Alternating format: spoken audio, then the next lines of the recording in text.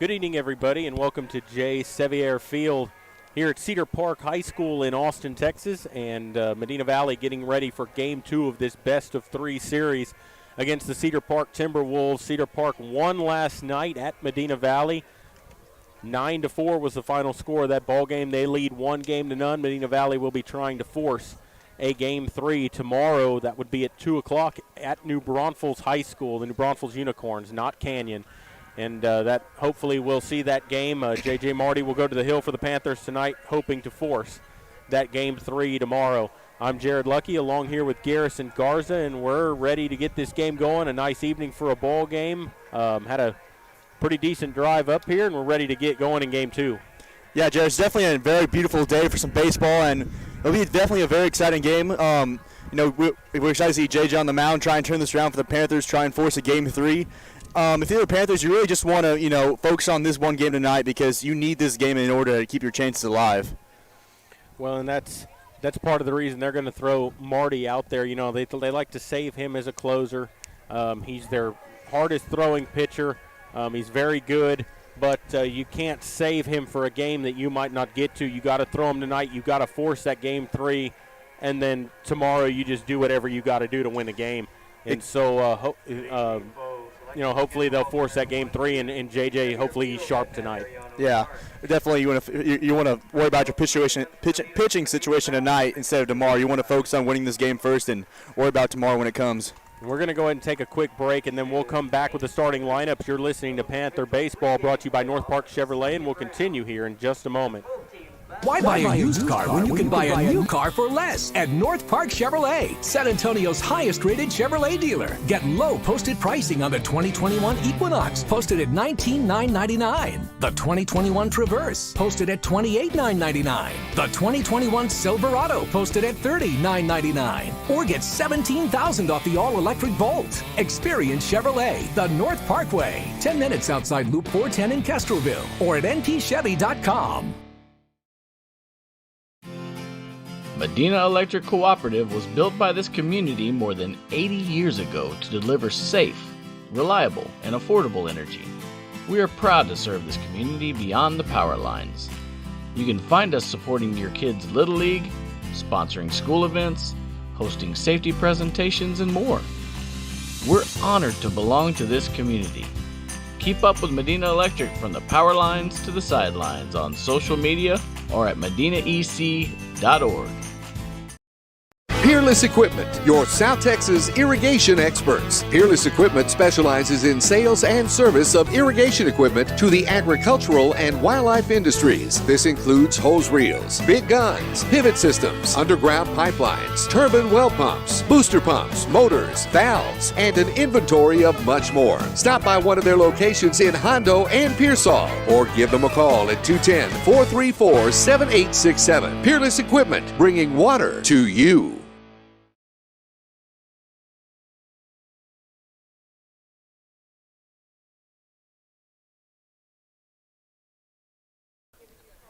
Welcome back here to Cedar Park High School as the umpires out getting the lineup cards, going over the ground rules here at the stadium. And we have the lineups for you here, and we'll start it off with the visiting Medina Valley Panthers here in Game 2, and they'll lead it off with their center fielder, Bobby Peterson. The shortstop, Thomas Pardo, will bat second. The three-hitter is the third baseman, Jared Lackey. J.J. Marty will bat cleanup. He's pitching. Whit Joyce will catch, batting fifth. The left fielder, Tyler Mangum, will bat sixth. The seven hitters, the DH, Aaron Tondry. First baseman, Jake Herb, will bat eighth. And the right fielder, Tanner Habe, will bat ninth, with Javi Gonzalez at second base being DH for this evening. So again for the Panthers, their top three, Peterson center, Pardo short, Lackey third. Middle three, Marty pitching, Joyce catching, Mangum left field. And the bottom three has Tondry the DH, Herb at first base, and Habe in right with Gonzalez at second base. For the Cedar Park Timberwolves, they fill it out like this. They'll start it off with their second baseman, Cade Haught. The two-hitter, Gunnar Absack, will play right field.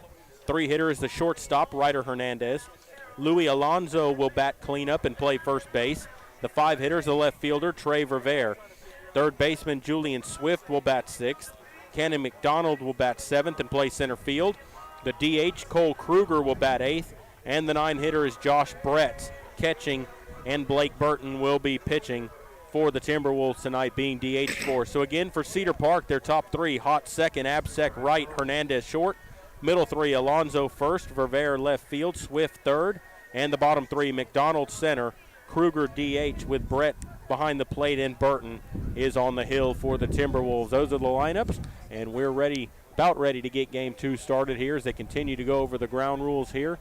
And nice ballpark here at Cedar Park. First time we've been up here. Green fence out in the outfield. It's 320 down the line here. 370 to straightaway center and 355 into the power alleys here. The scoreboard in left center field. And we are about ready to get this one started. This is going to be the same umpiring crew that we had last night, four-man crew. Luckily, they'll switch because the home plate umpire last night was horrific. But it was bad. He was bad. And luckily, we will not have him behind the plate tonight. Yeah, Jared, I think it was objectively bad for both sides. No, it was bad for both sides. Obviously, I don't mean just for Medina Valley. He was not consistent both ways. Both crowds had rumblings last night, and well deserved. Cedar Park tonight will be wearing their home white jerseys, white pants, white tops with green letters and green numbers on the back, green and white caps. Medina Valley will be wearing their road black uniforms with white pants. A white bar and orange trim across the front, orange letter Panthers on the front with orange numbers on the back of the jersey as they introduce the starting lineups for both sides here. And we got trees in the background here. A big crowd on hand, especially from Cedar Park, but Medina Valley bringing a lot of people as usual. One thing to remember tonight, too, is that the girls are playing over at Leander High School right now up here in Austin as well. They are in the top of the second inning, and there is no score in that game yet, as Leander, the top team in the country. Medina Valley's up to bat there in the top of the second with one out, and no score yet in that ball game. First baseman, number 21, Jake Herb. Right fielder, number 11. And so, Garrison, looking at last night's ball game, Medina Valley trailed the whole time in that game. They trailed 4-0 early. They cut into that lead, cut it down to 1 in the 6th inning before Cedar Park put up a 4 spot in the 7th. What are the keys to tonight's ball game to get Medina Valley to a game 3? I think the key thing is you really just got to have a tight defense and really make the plays you need to. The reason why the game kind of got out of hand at first there is just a few errors, a few good hits here and there, is really need to have a solid defense and really need to get our bats alive. J.J. Marty came through it last night with a really big hit, but we didn't have a lot of support from him after that home run. And so we kind of need an all-around on the lineup good offense. Yeah, when you look at that, your 3-4 hitter, Lackey had 2 hits last night, J.J. had 1, and those are 3 of your 4 hits in the ball game last night. And the rest of that lineup's going to have to produce because this is a team that you got to take advantage of situations with. And if you can't do that against them, you're going to come out on the wrong end of the game. This is definitely a talented, skilled team, and you got to bring your A game in every single play, especially down in a 0-1 when you need to win 2 games out of this series in order to advance. Yeah, and we saw Vaughn last night on the hill for them. To me, he was nothing spectacular, but he was good enough to win. He struck out 11 of our batters, threw his fastball, he threw his curveball for strikes, and it was enough to keep our batters off balance. Not sure what we're going to see out of Burton tonight. I have a feeling he's better than what we saw yesterday. I think that he's going to be their number 1 probably. But Medina Valley's going to have to come out aggressive and get some base runners, put some pressure on him early and not let him settle into the ball game. I agree. We are going to go ahead and take a break for the national anthem, and we will come back with all the play-by-play. You're listening to Panther Baseball, and we will continue in just a moment. Are you ready for a vacation? Tanya with Travel by Design can help you with all your vacation destination needs. At no cost to you, she can plan all of the details tailored to your unique wants and needs. So all you have to do is enjoy your vacation. Tanya is a certified expert with Disney, Universal Orlando, and California, Sandals, and all cruise lines. Give Tanya a call at 830-931-4834 or visit her Facebook page, Tanya with Travel by Design, for all the latest specials and must-do vacations. Bush's Chicken, one of the oldest locations in Castroville, is proud to serve the Medina Valley area. Bush's Chicken has one goal: be the best. Bush's Chicken knows its success comes from loyal customers in the communities they serve. Stop by Bush's Chicken on Tuesday and get the Tender Tuesday deal, or try their buffalo fries and ask about their Panther special. It's always a hit. Bush's Chicken, 935 Highway 90 East in Castroville. Call them at 830-538-2800. Headed out to the game? Then make a stop at your local Valley Mart convenience store. With 12 area locations, Valley Mart is always right around the corner. Fuel yourself and your vehicle with quality branded gas and diesel, snacks, and fountain drinks.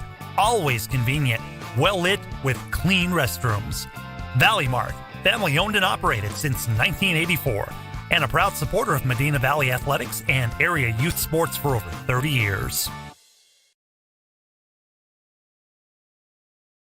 Qualifications, rules, and limitations apply. Rates, rewards, and restrictions may vary by account. Contact institution for details. Tickets, popcorn, and sodas. That'll be $35. Cash or debit? Debit! I'd like to use my debit card, please. Can I do it? Okay. All right! Swiping now! What if paying with your debit card was always this exciting? Kasasa Cashback is a free checking account that pays you for everyday debit card purchases every month you qualify. Plus, with ATM withdrawal fee refunds nationwide, that's a lot of extra cash to spend on whatever you like. Ask for free Kasasa checking at Community National Bank. Member FDIC. Welcome back here to Cedar Park High School as Blake Burton warms it up to his battery make. Josh Brett, right side of their infield, Louis Alonzo and Cade Haught. On the left side, Ryder Hernandez and Julian Swift. Into their outfield, Cannon McDonald in center, flanked in right by Gunnar Absack, and in left by Trey Verveer. For Medina Valley, it'll be Peterson, Pardo, and Lackey due up to start the ball game for Medina Valley as Burton continues to warm things up. We saw Vaughn last night never pitch from the windup. We haven't seen him throw from the windup in warm-ups yet also. Don't know if that's something their coaches don't let them pitch from the windup, or if these guys just don't do it. I don't understand that. I've never been different. I've never been a pitcher, so I don't really know what the difference is. But, I mean, it doesn't seem to affect their pitching whatsoever. No. I mean, they got 11 strikeouts on us last night, and they seem to do a good job. You know, the only thing a lot of starters especially like to pitch from the windup for the fact that you can work quickly, you can get yourself into a groove. That motion keeps you going. When you get in the stretch, it kind of slows you down, makes you slow down your delivery, and the game kind of slows down for you there, and you kind of get out of a groove. That's the only thing that I can think of there. I would have to reckon it must be like a coaching thing. Yeah. And Peterson will get set to step in the playoffs through 2 games. He's batting .285. He's driven in a run. Last night's ball game, he went 0 for 3 with a hit by pitch in the first inning. He'll step in here, the right-hand batter, to face Burton, and the first pitch of the ball game is underway. And it's a breaking ball in there for a strike, and it's 0-1. Peterson will climb back up in there. Burton set. 0-1. Down low, 1 ball, 1 strike. Just below the knees right there. We'll see if he stays consistent with that. Last night, it's kind of a sporadic zone. We'll see how consistent this umpire will be throughout the ball game. Ready for the 1-1. Here it comes. That's in there on the outside corner for a strike, and it's 1-2. As Peterson digs back up in there, the right-hander, he stands straight away, bounces the bat off his shoulder. Burton set. Brett sets up away. Here's the pitch. Sidearm delivery that time as he dropped down, and it comes inside, and it's 2-2. I think that sidearm movement kind of got me and Peterson off guard. I was not expecting that, Jared. Well, and that's why he does it. He throws normally over the top, and then he comes with a 3/4 sidearm delivery. 2-2. Outside, and the count's gone full. There he does. That's going to be the main issue with this pitcher here is he changes his arm angle. You know, we've seen him throw 3/4. We've seen him throw over the top. We've seen him throw sidearm. Ready for a payoff. It's on the way. Outside, and he walked him. So a leadoff walk to Peterson. Very smart out bat by Peterson, you know, waiting and not swinging at any of those bad pitches. He's doing a great job of what, as a leadoff hitter should, is find a way to get on base by any means necessary. That'll bring up Thomas Pardo. Pardo in these playoffs, a .333 hitter with a couple of doubles. He's driven in a run. He's also been hit by a pitch in 2 games. Doubled in the first inning last night, and he'll have Peterson at first with nobody out. Burton ready, pitch on the way. That's through there for a strike, and it's 0-1 with a fastball.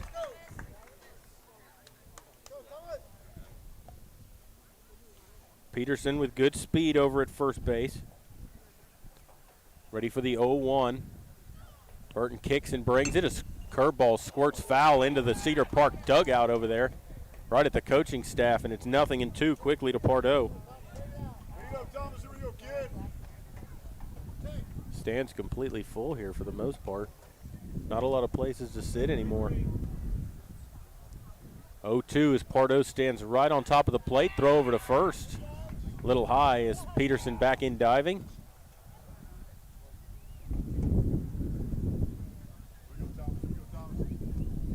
Pardo waits on the 0-2 from Burton. Kicks and brings it. Sidearm delivery. Swings and misses at a pitch in the dirt.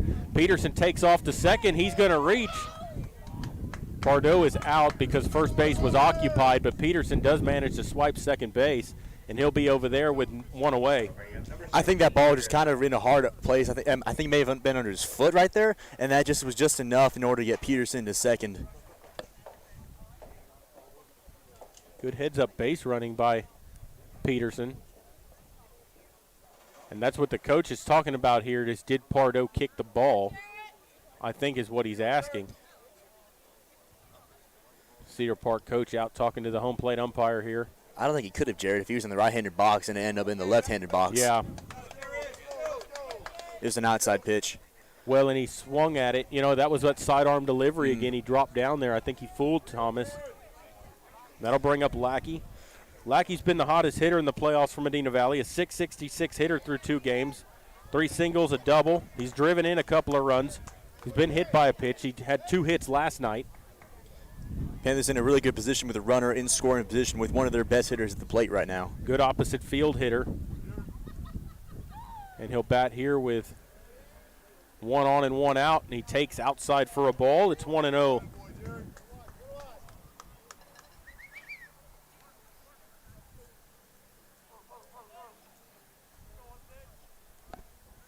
As Burton comes set and checks on Peterson at second. Pitch on the way. Down and out. Good knockdown by Bretz, the catcher. And it's 2-0 to Lackey.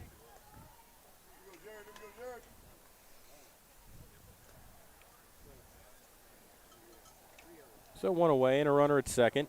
2-0 count on Lackey.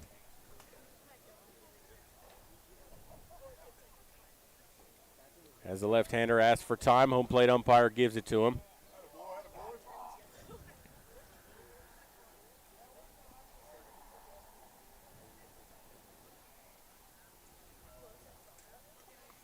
Pitch on the way, and there's a swing and a foul into the screen. It's 2-1. Lackey, as we've talked about, a great opposite field hitter. We saw him go the opposite way twice last night. Saw him hit an opposite field home run against Southwest this year.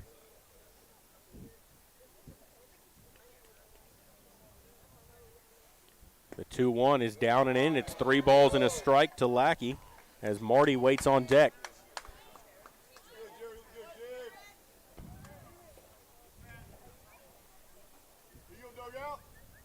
Burton nods and comes set. Lackey waits on the 3-1. Here it comes. Swings and bounces one. Foul off of his foot, I think, maybe. But it's going to be 3 balls and 2 strikes.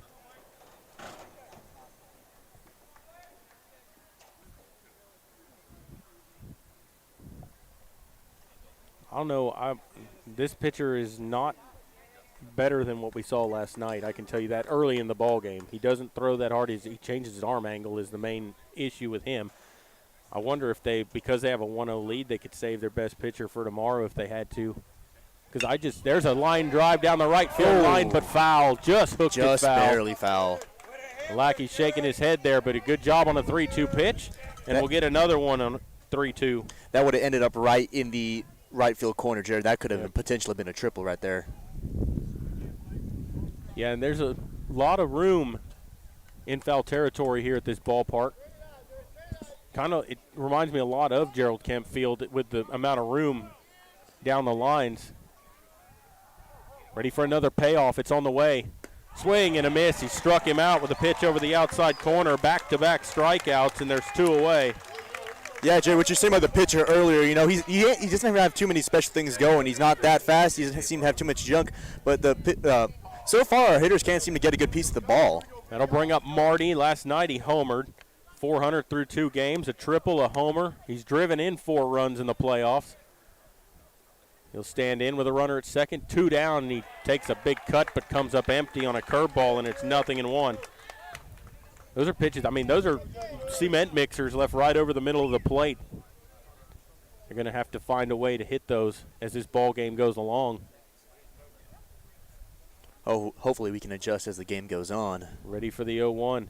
Got a runner at second with 2 away. You'd like to take advantage of that because you don't know how many opportunities you'll get in this ball game.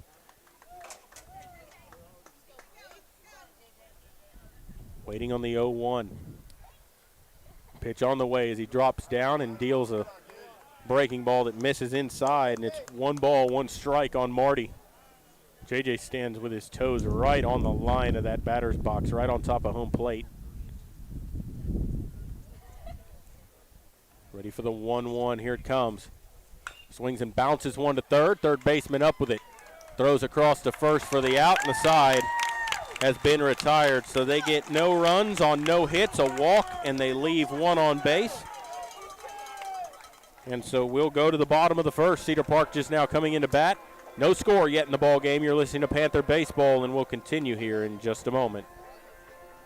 Nobody can design, create, or maintain your lawn better than 3D Landscaping and Irrigation. With over 17 years of experience, owner Ray Doyen and his crew take pride in their craftsmanship and service. They're fully insured, offer free estimates, and multiple references, so you know you're getting the best. 3D does landscaping, lawn maintenance, irrigation, tree installation, lighting, and more. Whether it's residential or commercial, 3D Landscaping and Irrigation has you covered. Give 3D a call at 830-985-9115 or find us online at threedlandscaping.com.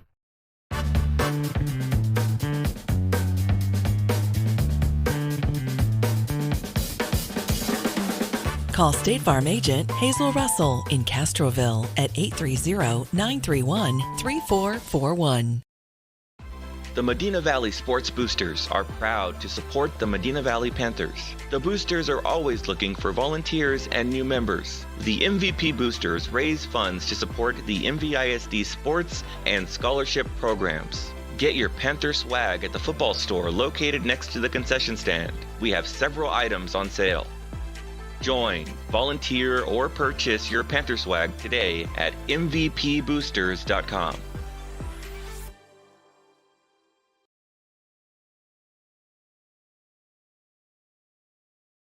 Welcome back here to Cedar Park is J.J. Marty warming things up to his battery mate Whit Joyce. Right side of the Panther infield, Jake Herb and Javi Gonzalez. On the left side, it'll be Thomas Pardo and Jared Lackey. Into the outfield, Bobby Peterson in center, flanked in right by Tanner Habian, and left by Tyler Mangum. It'll be Cade Haught, Gunnar Absack, and Ryder Hernandez.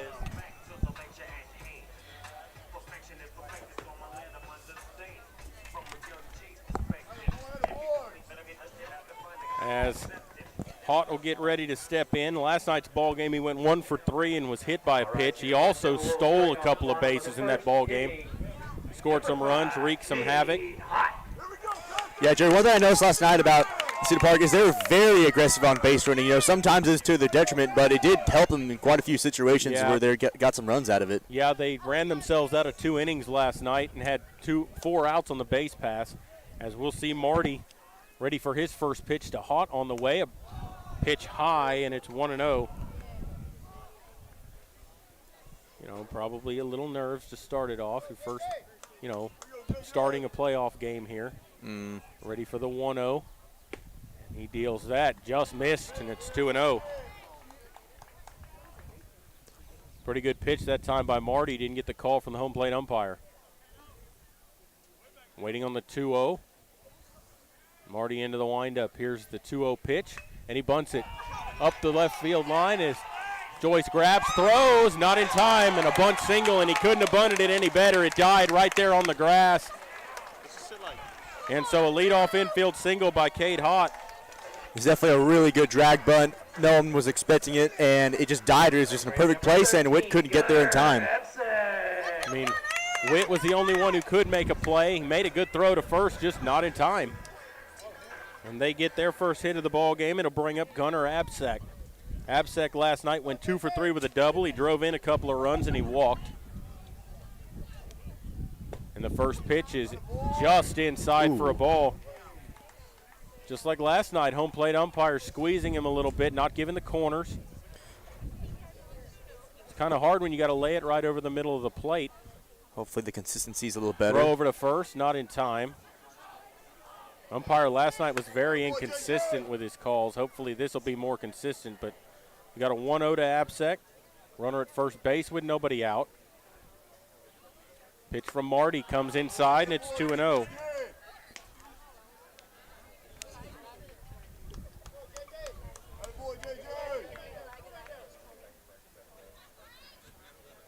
Absack waiting.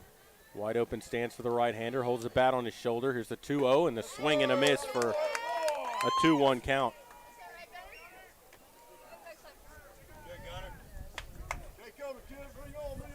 Two balls and a strike. These stands are so full that the Cedar Park and Medina Valley parents are all sitting together, and a throw over is Hott back in diving. That could be bad. Potentially. Especially since we're sitting right in front of the crowd. And I'm not afraid to say anything. 2-1 on the way. Swings and pops it up high. Shallow center field. The shortstop in the outfield grass. Pardo makes the catch, and there's one away here in the bottom of the first.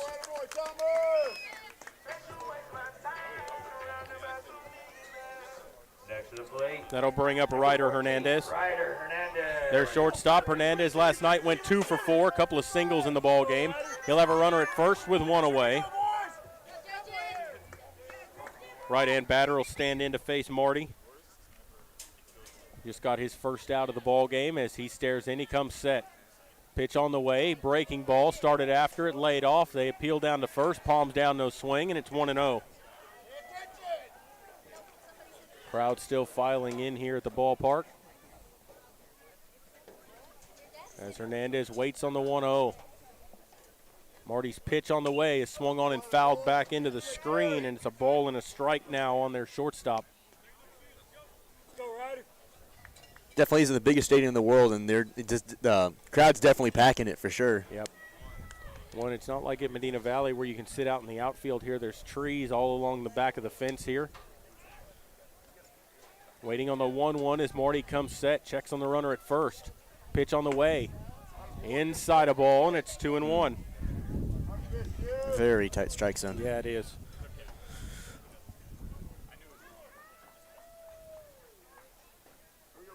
JJ set. Here comes the 2-1. Runner goes. Swung on, hit high in the air, left field. Mangum moving over. He's got room out there. Crossing into foul territory. Makes the catch for the out, and there's 2 away. Great job by Mangum tracking the ball all the way into foul territory to get a very good out. You know, you really want to try and capitalize on all the outs you can get. You don't want to make silly mistakes. And if you can get some extra help out there like Tyler gave them, that's really what you want to do. Yep. That'll bring up Louis Alonso, their cleanup hitter. Last night, Alonso went 1 for 3, drove in a run, and had a sacrifice fly in the 7th inning of that ball game. He'll bat here, runner at first, 2 away. Marty trying to get through the first inning here. A curveball that just missed. 1-0. This umpire strike zone's tight, and Marty's used to getting that call on that breaking ball in the inside corner. Used to having batters bail out on him and getting a strike call. Throw over to first. Hott back in there, close that time on Hott. They're all crowding the plate for Marty, so it's really making it hard to get that inside corner. 1-0, runner goes. Joyce will not make a throw down to second as Hott steals second base. It's his 3rd steal of the series. Stole a couple of bases last night. Now he's in scoring position with 2 away. And a 2-0 count on the cleanup hitter, Alonso. Marty set. Kicks and brings it. Swings and lines one to left. Mangum coming in a few steps, reaches up to make the catch, and the side's been retired. So Cedar Park, no runs on a hit, and they leave a man at second base, and we will go to the second inning. No score here in the ball game. You're listening to Panther Baseball, brought to you by North Park Chevrolet, and we'll continue here in just a moment. The pace of business is faster than ever. That's why when you need a business loan, you want a bank that can act fast. Not only do you get great rates and fast answers, you get the financial advice you need to keep your business growing. It's a better way to borrow.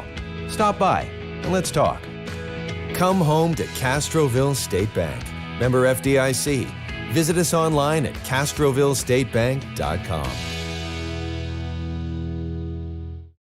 Security State Bank, your financial partner since 1925 with one simple goal, to be the best bank possible to the families and businesses of South Texas. Check out Security State Bank's competitive rates and services from local people you know and trust. Serving South Texas with 7 convenient locations, including 1726 Highway 90 East in Castroville. Call 830-538-9898 or online at securitystbk.com. Equal housing lender, member FDIC.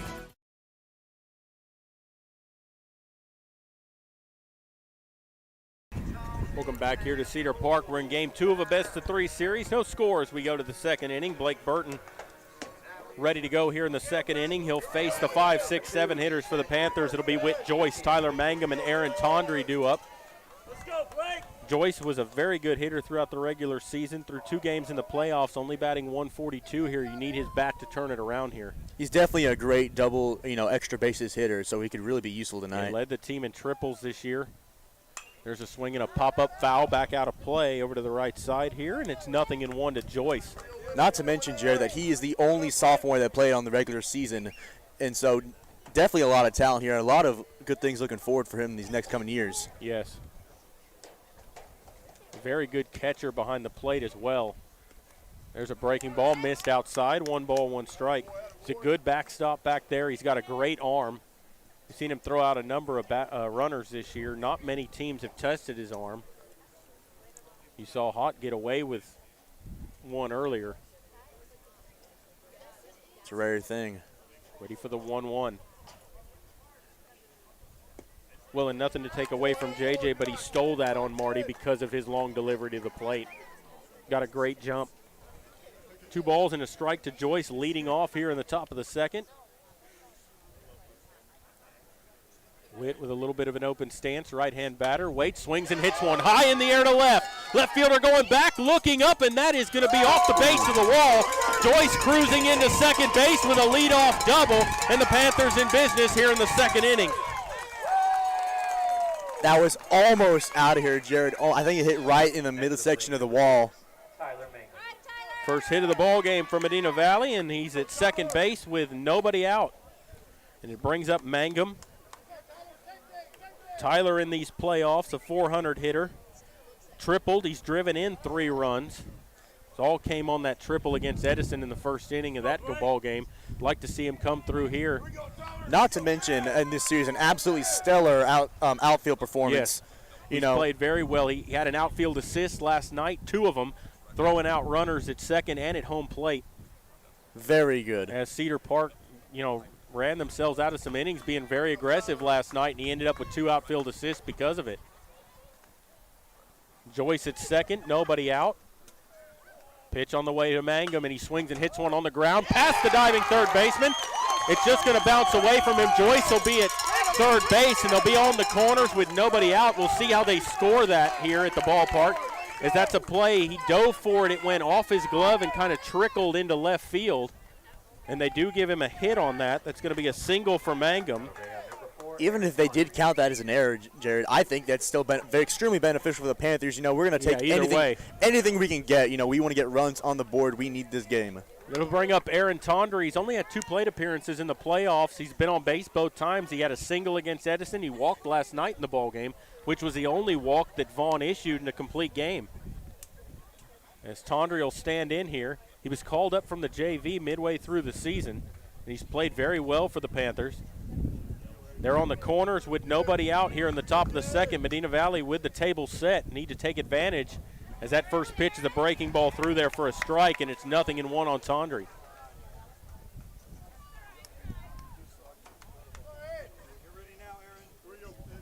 Joyce away from third. Mangum away from first. Right-hand batter waiting. Burton's pitch on the way. Drops down. He hit him right in the butt, and that'll load the bases up with nobody out. Medina Valley in business here, and it'll bring up Jake Herb. I don't think you could ask for any better scenario for right now. We got bases loaded, top of the lineup coming right after these two batters, no outs. And Herb is due here in these playoffs. He's been hit by a pitch and had a sacrifice fly last night. He's driven in one run, but he's 0 for with the bat. And you'd like to see him change that here with the bases loaded and nobody out. He's come through with some big hits for Medina Valley during the regular season. And Burton brings the first pitch. Laid off a breaking ball that drops in for a strike, and it's 0-1.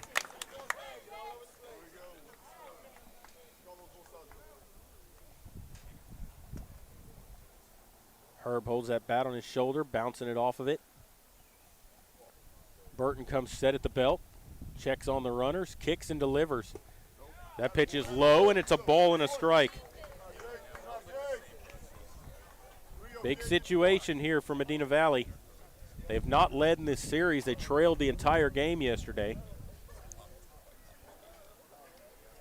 And Herb with an opportunity here. 1-1 on the way. Swings and bounces one to third. He'll come home with it for the out. Throw down to first for the double play. 5-2-3 double play to clean up the inning. They're at second and third now, but with two away, and a great play by Swift over there at third base for Cedar Park. Comes home, and then a great throw from Bretz to first. And there's two away. I think that's safe to say that's not what the Panther fan base would like to happen right there. Nope. Now they're at second and third and nobody out. Needed to take advantage there. We talked about that before the ball game, is taking advantage of situations. Now you need a pick-me-up from Tanner Habe, who swings and hits a little check swing over to the right side. First baseman picks it up, throws to first for the out, and the side has been retired.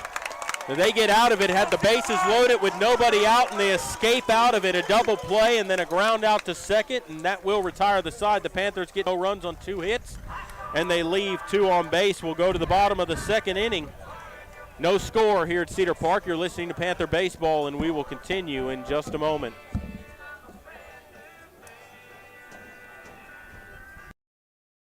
Sammy's Restaurant and Habe's Alsatian Bakery, 2 legendary landmarks in Castroville. From breakfast to delicious hometown lunch specials and more, Sammy's satisfies your taste buds with the unique flavor of Castroville. And from fresh baked breads to pies and pastries, South Texans have made Habe's Alsatian Bakery a must-to-visit since 1940. Sammy's Restaurant, online at sammysrestaurant.com. Habe's Alsatian Bakery, online at habesbakery.com. Security State Bank, your financial partner since 1925, with one simple goal: to be the best bank possible to the families and businesses of South Texas. Check out Security State Bank's competitive rates and services from local people you know and trust. Serving South Texas with 7 convenient locations, including 1726 Highway 90 East in Castroville. Call 830-538-9898 or online at securitystbk.com. Equal housing lender, member FDIC.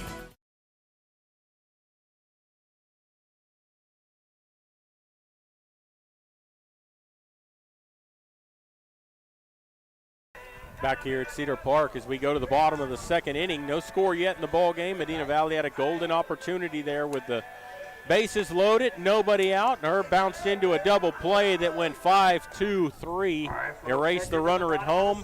Had second and third with 2 down. Tanner Habe grounds out to the first baseman, and Medina Valley turned away there in the second inning. And Marty will face the 5, 6, 7 hitters. It'll be Verveer, Swift, and McDonald due up. Marty from the windup. And his pitch drops in there for a strike with a breaking ball, and it's 0-1. You kind of got to hand it to Cedar Park there. They were in quite a sticky situation, and they found a way out of it to keep it a 0 game. 0-1 pitch is hit on the ground past the diving third baseman and into left field. Mangum up with it to hold him to a single, so a leadoff single by Verveer. And they got a runner at first with nobody out. Next up, Julian Swift. That hit just barely making between Lackey and third base, finding a little bit of a hole in order to make that a base hit. That'll bring up Julian Swift. Made a great play at third base a little bit ago. And that pitch is on the inside corner for a strike, 0-1. Swift in last night's ball game went 2 for 4 with an RBI. As Marty kicks and brings it down low, and it's a ball and a strike.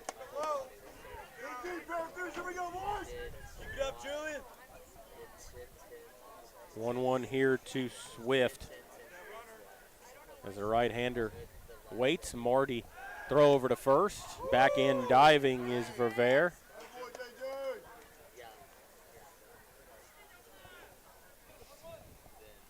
Crowd kept filing in here. The seats are completely packed here. Ready for the 2-0.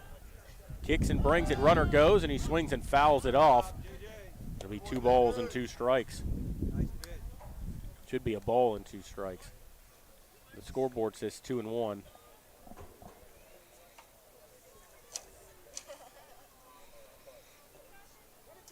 One ball, 2 strikes is the count. The runner leads away from first. Marty ready, kicks and delivers. Curveball swung on, bounced foul up the third base line, and we'll do it again at a ball and 2 strikes.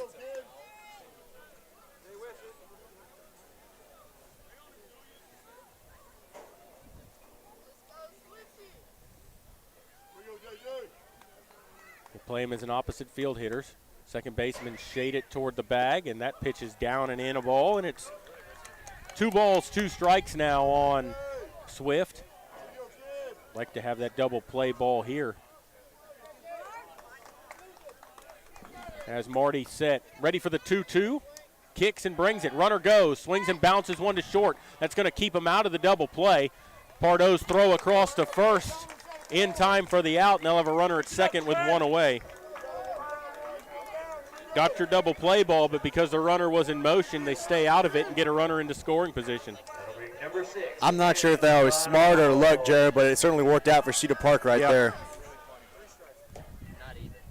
Now they have 1 out with a runner in scoring position. Brings up Cannon McDonald. Joy's going to go out and talk to Marty here. McDonald last night went 2 for 3. He drove in 3 runs. He had a bases clearing double in the first inning with the bases loaded. Also stole a base in that ball game. And he'll bat here with a runner at second, 1 away. We're in the bottom of the second here in game 2. No score yet in the ball game. Cedar Park leads the series 1-0. Marty checks the runner at second, kicks and brings it. Curveball that's fouled off on the bunt attempt, and it's 0-1. That just doesn't make sense to me. You have a runner in scoring position with 1 out. Why are you going to bunt him over to third with 2 down? It just doesn't make sense to me why you'd sacrifice yourself when you already have a runner in scoring position. Base hit can score him. I would say maybe it was a failed drag bunt, but I think that may have been too early to try and be a drag bunt. No, he squared around early. Yeah, it's pretty early. Ready for the 0-1. Marty kicks and delivers a curveball, called strike over the inside corner, and it's 0-2. Good pitch by Marty that time. Let's go, Cannon. McDonald waits. Marty with an 0-2 count to their number 7 hitter. Checks that runner at second. The 0-2 on the way. Down in the dirt. 1 ball, 2 strikes. Good job by Marty that time, trying to get him to chase one out of the zone and get himself out. McDonald not having any of it. Last time Marty started a ball game, he struck out 10, went 5 no-hit innings.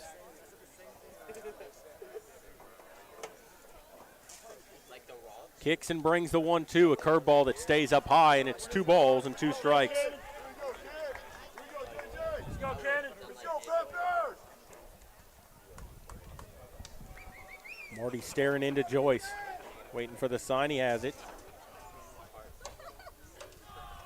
Ready for the 2-2. It's on the way.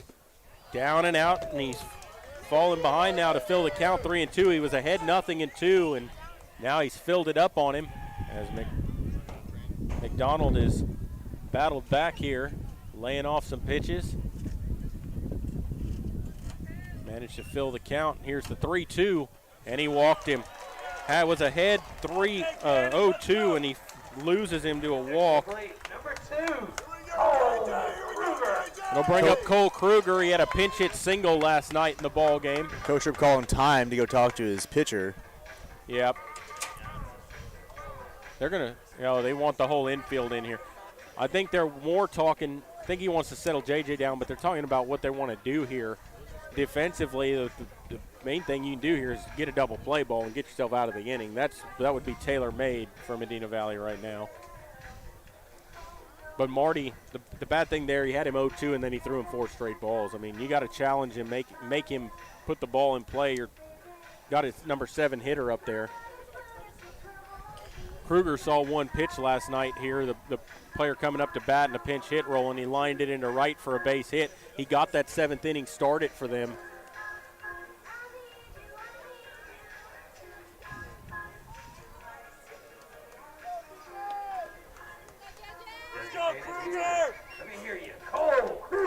You're in the playoffs here. Every pitch is a little more magnified if you're Marty. You're hanging on every pitch, every run, every base runner means something here in these games. Especially in this area now where it's win or go home. First pitch to Kruger on the way as a left-hander waits, and he takes inside for a ball. It's 1-0. One thing we haven't seen JJ do much, he hasn't been throwing the fastball. He can throw in the 80s. We've seen him clock that, and we've seen him clocked in the upper 80s. Has not thrown that fastball much this evening. Spins, throws to second, he sails it into center field. Peterson will get it back in, but the runners will move up to second and third, and that's going to be an error on your pitcher. And E1 throwing it into center field, allowing both runners to move up. And, he spun the wrong direction there when he threw back to second. Usually you spin the other way, and he swung that arm around, and Pardo late getting over there and just airmails it into center. Now a pitch from the windup with a runner at second and third. That's inside, and it's 2-0. Jerry, JJ's not easily rattled, so I think he just got a little bug in him right now. He just really needs to settle down and throw the strikes he usually does. Ready for the 2-0. It's on the way. Swings and hits one high in the air to right. Right fielder Habe coming in, makes the catch. The runner will tag. Here comes the throw to the plate. It's not going to be in time. A sacrifice fly, and they lead it 1-0. Good throw by Habe there, but he missed the cutoff man. I think if he hits him and the relay comes home, they might have a chance. As it was, that throw was just too late. But a good throw nonetheless by Habe in right field. Made the catch, and they have a runner at third with 2 away and a 1-0 lead. Next to the plate, the catcher. Number 23, Josh Brett.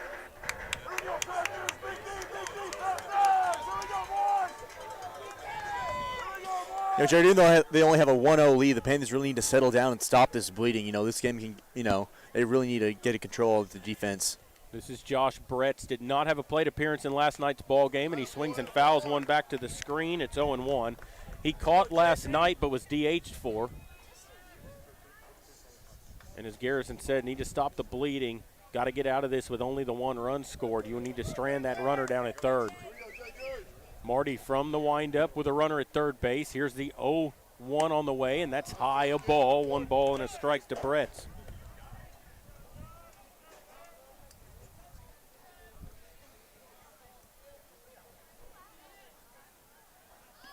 One from Marty. Swings and pops it up into right. Habe coming over to his left. Reaches up to make the catch, and the side has been retired. But they do get 1 run on 1 hit, a walk, an error mixed in there, and they leave 1 on base. And we'll go to the third, 1-0. Cedar Park leading Medina Valley. You're listening to Panther Baseball, and we'll continue here in just a moment. The pace of business is faster than ever. That's why when you need a business loan, you want a bank that can act fast. Not only do you get great rates and fast answers, you get the financial advice you need to keep your business growing. It's a better way to borrow. Stop by and let's talk. Come home to Castroville State Bank. Member FDIC. Visit us online at castrovillestatebank.com.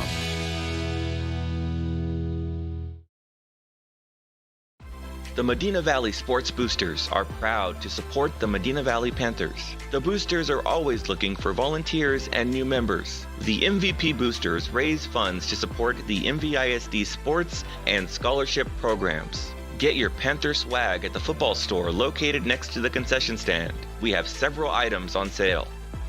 Join, volunteer, or purchase your Panther swag today at mvpboosters.com.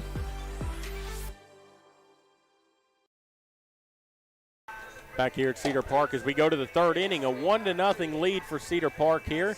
It'll be the top of the order. It'll be Peterson, Pardo, and Lackey due up. Time to get those bats going second time through the order.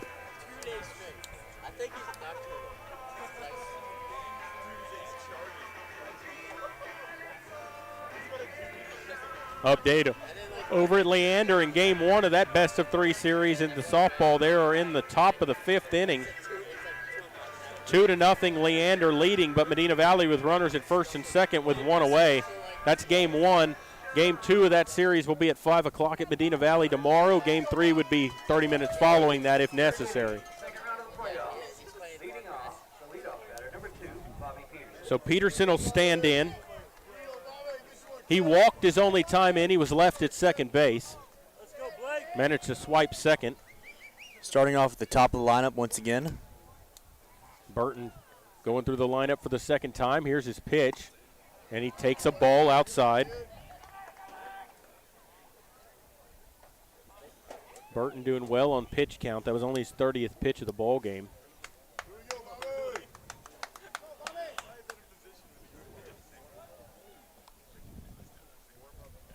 And the 1-0 to Peterson is swung on and lined into left center field. Center fielder over, dives, and it's by him. Going to be backed up by the left fielder. Peterson trying for second, and he will dive in safely with a leadoff double.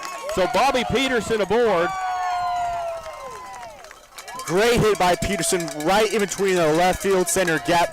Almost one of the best plays I've ever seen by the center fielder. Outstanding effort by Cannon McDonald out in center field. He almost came up by that, but an even better effort by the left fielder to back him up and hold him, because if that goes by him and he's not over, that's an inside the park home run. Definitely. Great job by the left fielder to back him up over there. So now we have a runner in scoring position with no outs with Thomas Pardo, the number 2 batter, up at the plate. Pardo struck out his only time in.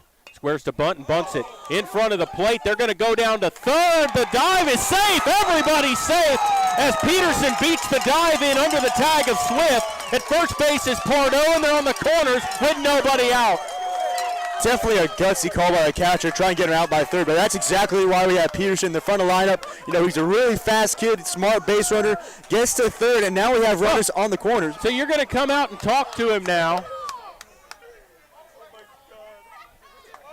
I mean, you can come talk to him all you want, but that's a judgment call. He's standing right on top of the play. There's no way he's going to overturn it. How do you change your mind? He's lobbying for a call later on in the ball game is what it comes down to.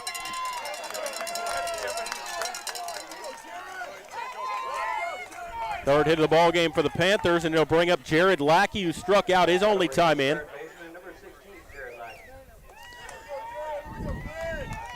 Lackey, a couple of hits last night. Been one of the hottest hitters consistently in the Panther lineup this season. The left-hander with opposite field power. Got the tying run at third with nobody out. It says one out in the scoreboard. It says it, but there's nobody out because Peterson led off the inning. Lackey will wait. First pitch from Burton on the way. Curveball on the outside. Oh, he missed on the outside corner. Tried to backdoor him, stayed away, and it's 1-0. Fooled me. I thought that was a strike. I thought that was a strike too. Waiting on the 1-0. Runners lead away. Here's the pitch. Bounced it up there. Gets away from Brett's enough for Pardo to get down to second base, and they're second and third with one away on the pass ball. It's very nobody out, rather. Very reminiscent of last inning where we had 2 runners in scoring positions with no outs, but Panthers hope we're going to get a second chance here. We need to capitalize on this. Well, yeah, and you've got the part of the order up that you need up here. You got your 3-4 hitters coming up. You got Marty, who hit a 2-run homer last night in that ball game. As Lackey waits, he's got power. 2 balls, no strikes, second and third. Nobody out here in the inning. Pitch on the way is a curveball, stays up and away, and it's 3-0 to Lackey. The infield coming in to talk here with a 3-0 count. They want to talk it over here. I don't know if they're telling him to settle down. They want to talk over the defense a little bit, but nonetheless, the powwow on the hill is over. The infielders will head back to their position, and Lackey will dig in with a 3-0 count. They're going to intentionally walk him. So they're going to intentionally walk Lackey. There's nobody out here in the inning, and the bases are going to be loaded. They're probably trying to do the same thing they did last inning, Jerry, trying to get a double play scenario. Yeah. And Marty will stand in here, so they walk Lackey to get to the cleanup hitter, Marty.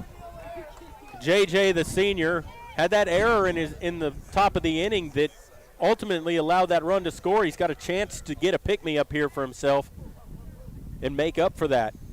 And he takes a ball outside with a breaking ball, and it's 1-0. JJ can hit the curveball. In fact, that was a breaking ball he hit over the fence last night. Ready for the 1-0. There is nobody out in the inning, even though that scoreboard says 1. Marty takes a strike through there, and it's a ball and a strike.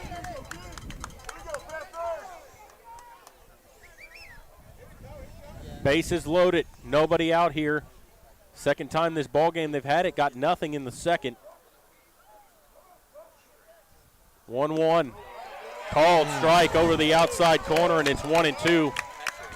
Tough call there against Marty, a tough pitch by Burton. And it's 1-2 here to JJ. JJ, they play him as a pull hitter. Waiting on the 1-2. Here it comes. Curveball swings and misses. Had him out in front of it, and he struck him out. Third strikeout of the ball game for Burton, and there's one away. It'll bring up Whit Joyce. Joyce doubled his first time in. 1 for 1 in the ball game. He's been an excellent 2-out hitter, but there's nobody out here in the inning, or there's one out in the inning.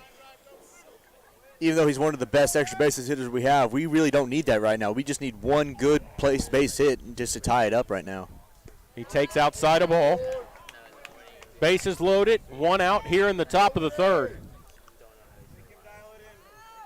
Peterson started the inning with a double. Pardo with a bunt infield single, intentional walk to Lackey, and then a strikeout. Ready for the 1-0 to Joyce.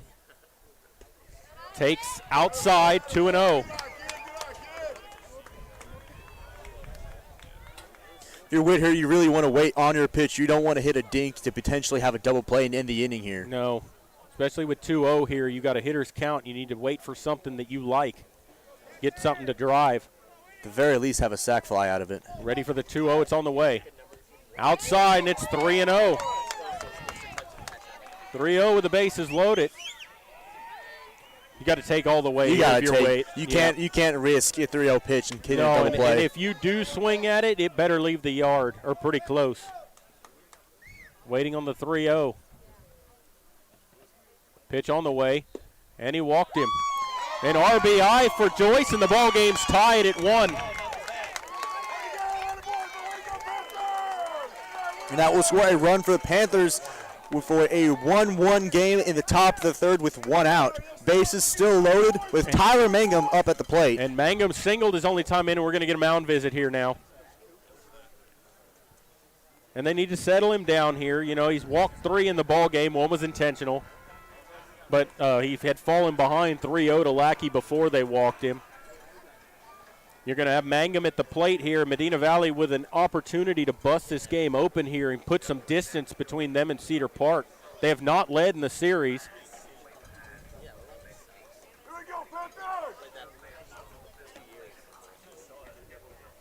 There is one out in the inning. Bases are loaded.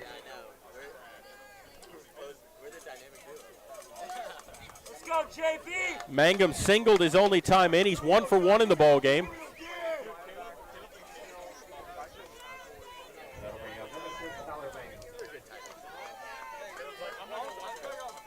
Bases loaded from Mangum as Burton stares in for his sign from Brett. He has it and he comes set. Pitch on the way. High, a ball, 1-0.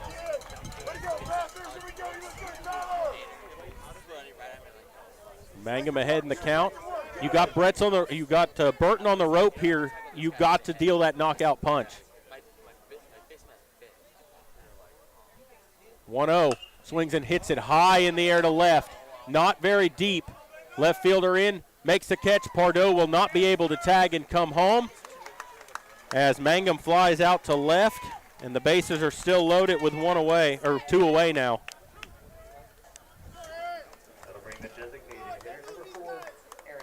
Bring up Aaron Tondre. He was hit by a pitch his only time in. No official at bat in the ball game. He's got the bases loaded with 2 outs.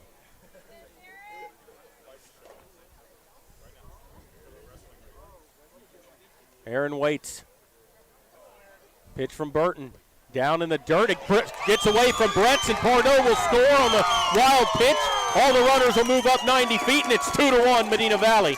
Great base running awareness by Pardo right there. Saw the ball get away from him and took home for the extra run, which means the Panthers are leading the ball game 2-1, which should be their first time leading in the series. It is their first time leading in the series. They trailed the entire ball game yesterday. And now Tondre is second and third with 2 away and a 1-0 count. Pitch on the way. Outside, 2-0.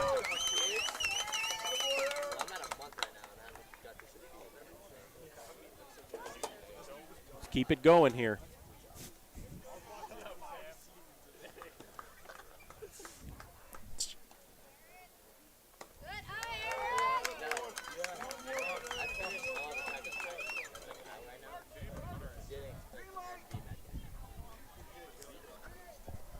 Let's go, Blake! 3-0 to Tondre. Has Burton ready. Here comes. Swings and foul, tips it into the catcher's mitt on 3-0, and it's 3-1 now. Might have helped him out there as a high pitch, but had the green light, 3-0. Trying to make something happen. It's 3 balls and a strike. I'm not sure you had the green light there, Jared. Coach Herb didn't seem too happy.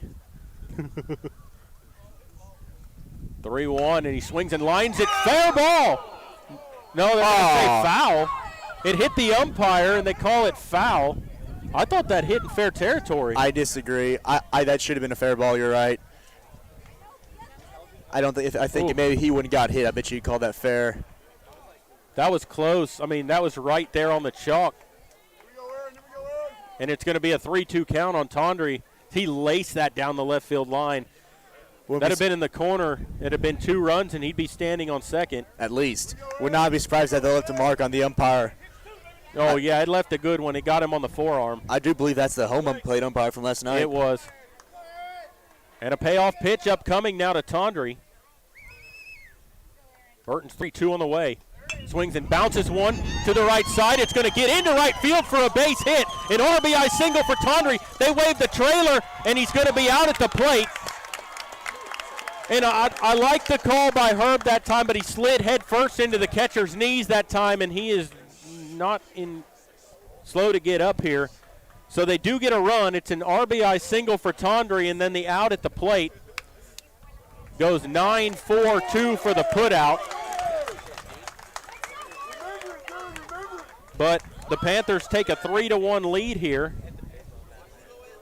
We'll go to the bottom of the third. The Panthers get 3 runs on 2 hits, 2 walks mixed in, and they leave nobody on base. And so we will go to the bottom of the third, 3-1 Medina, or top of the bottom of the third, 3-1 Medina Valley.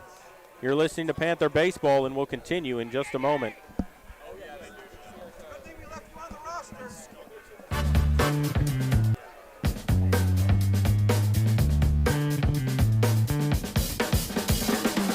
Call State Farm agent Hazel Russell in Castroville at 830-931-3441.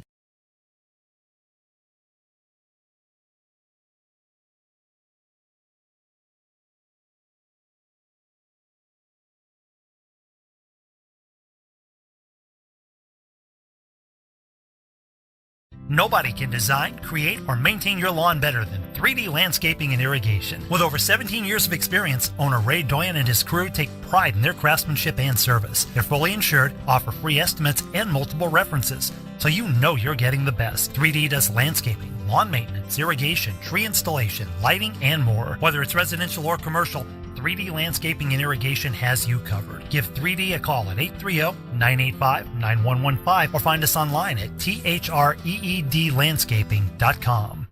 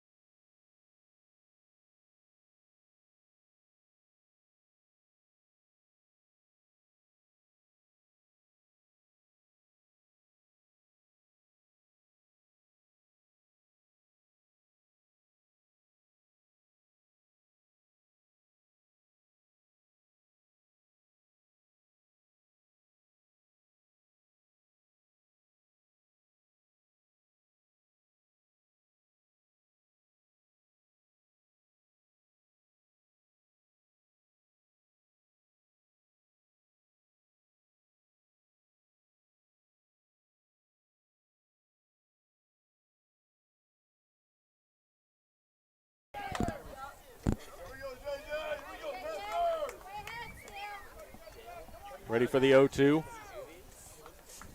One out, nobody on.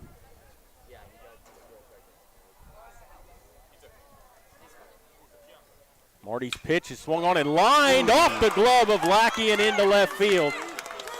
They're going to try for two. No, he's going to stop right there at first base. That was hit very hard, and Lackey had it off his glove, and it just popped out. Very hard hit ball. Can't tell if they're going to give him an error or a hit because the scoreboard's all screwed up.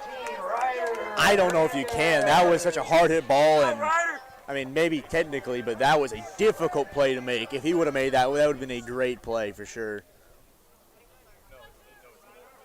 Yes, it would have, and that's got to be a hit. It'll bring up Ryder Hernandez. He flew out to left his only time in. 0 for 1 in the ball game. Their second hit of the ball game. And Hernandez will step in with a runner at first and one away. Pitch on the way, and that's a little check swing. That's a fair ball as Marty's going to pick it up, throws it to first for the out. It goes 1-3 on the put out. Runner moves to second, but with two away. Marty had him fooled right there, a little check swing, and it'll bring up Louis Alonso. Funny enough, that almost works out for Cedar Park because that's almost a bunt. That was a bunt pretty much. But now that we get some runner in scoring position, albeit 2 outs. 2 down for Alonso, who lined out to left his first time up. He hit the ball in the screws, but right at Mangum. Pitch from Marty is hit high in the air to right. Habe going back, still back, lays out, makes the catch in right field. What a play by Tanner Habe to lay out and end the inning. Saved a run for the Panthers, and Medina Valley turns them away here in the bottom of the 3rd. They get no runs on 1 hit, and they leave a man at second base. A spectacular play by Habe out there in right field. And we will go to the 4th inning. 3-1 Medina Valley. You're listening to Panther Baseball, and we'll continue in just a moment.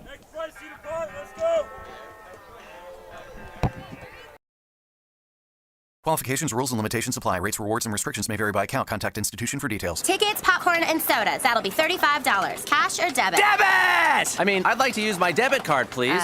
Can I do it? Okay. All right! Swiping now! What if paying with your debit card was always this exciting? Kasasa Cashback is a free checking account that pays you for everyday debit card purchases every month you qualify. Plus, with ATM withdrawal fee refunds nationwide, that's a lot of extra cash to spend on whatever you like. Ask for free Kasasa checking at Community National Bank. Member FDIC. Headed out to the game? Then make a stop at your local Valley Mart convenience store. With 12 area locations, Valley Mart is always right around the corner. Fuel yourself and your vehicle with quality branded gas and diesel, snacks, and fountain drinks. Always convenient, well lit with clean restrooms. Valley Mart, family owned and operated since 1984, and a proud supporter of Medina Valley athletics and area youth sports for over 30 years.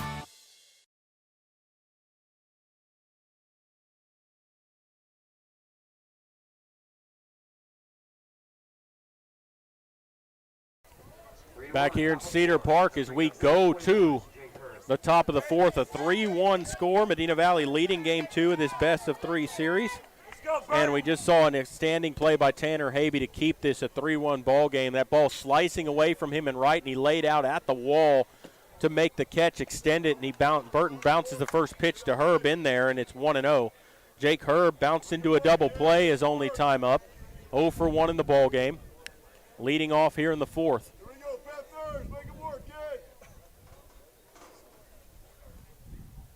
Pitch on the way. Inside, 2-0.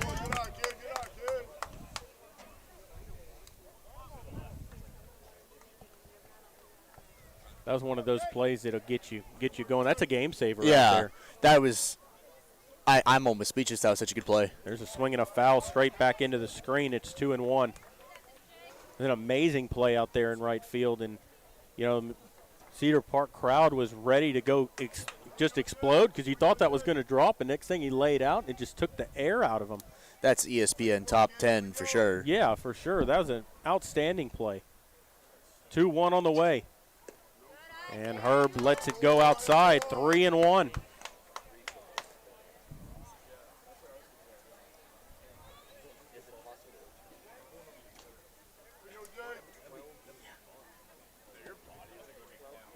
Three-1 from Burton. Here it comes.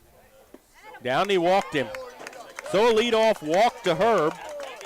4th walk of the ball game for Burton, and it'll bring up Tanner Habe. Habe, who just made that outstanding play out in right field, now will come to the plate, and we might get a pitching change here as the Cedar Park coach is going to come out of the dugout to talk. 4 walks here in the game. You're trailing 3-1, and he's going to take the ball from Burton. And with the pitching change, we'll take a break as well. You're listening to Panther Baseball, and we'll continue here in just a moment.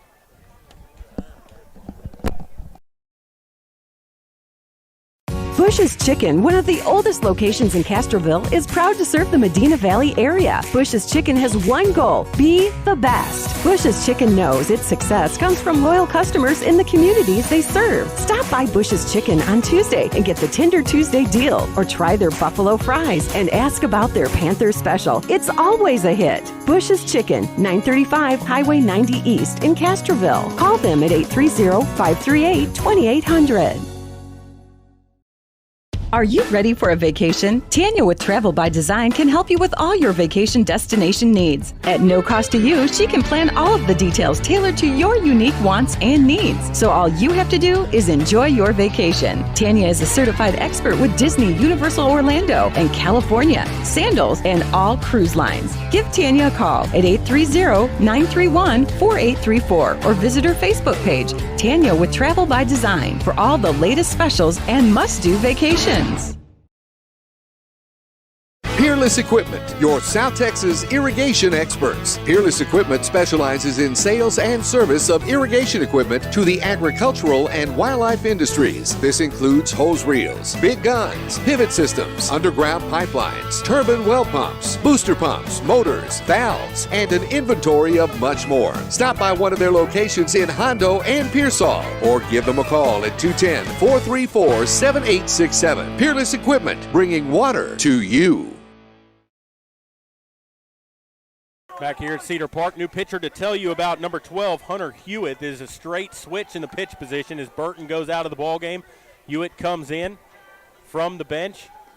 Right-hand pitcher, he's a senior. He inherits a base runner at first. There's nobody out here in the inning, and he'll face Tanner Habe. Can't close the book on Burton just yet because that's his base runner at first base.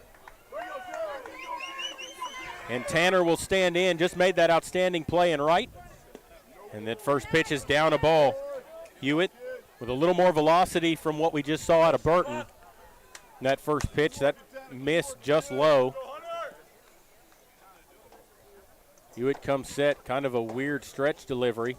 And the 0-1's in, or the 1-0's in there for a strike, and it's a ball and a strike now to Tanner Habe. Bobby Peterson waiting on deck, top of the order. Definitely seems to be throwing a bit harder than the previous pitcher, Jared. Habe squares to bunt, third baseman charges. Bunts at it in the dirt, and it's 1-2.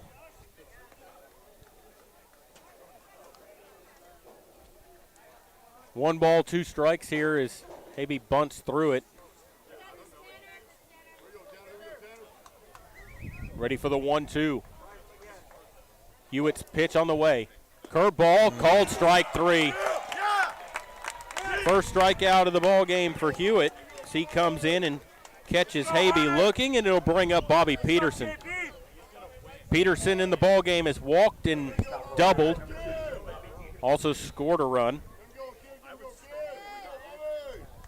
Peterson will dig in. Runner at first base with one away.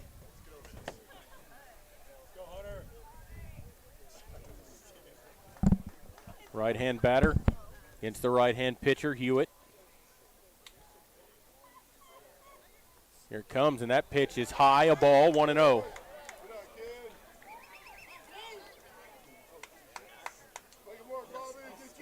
Heard someone from the Cedar Park crowd getting on the umpire. He's definitely very iffy about the corners. You know, Yep. He doesn't like calling those corner strikes. 1-0 on the way. Peterson bounces it up the middle. Shortstop will grab it, flips to the bag at second, throws to first. Not in time as Peterson's going to beat the wrap. So a fielder's choice goes 6-4 for the putout, and there's two away. It definitely seems to get a bit of an upgrade from last night, Jared. He does seem like he's not calling the corners for both sides, so at least the consistency's there. So Peterson will replace Pardo, or Peterson will replace Herb at first base. And Pardo will stand in. He struck out and had an infield single. He's 1 for 2 in the ball game. Update on the girls' game. They're in the bottom of the 6th over there. Medina Valley trailing 2-0. They'll have 3 outs to work with in the top half of the 7th to try to get back in that game. Pardo waiting. Hewitt's first pitch is down low, 1-0. Runner at first base. There's 2 down here in the top of the 4th inning.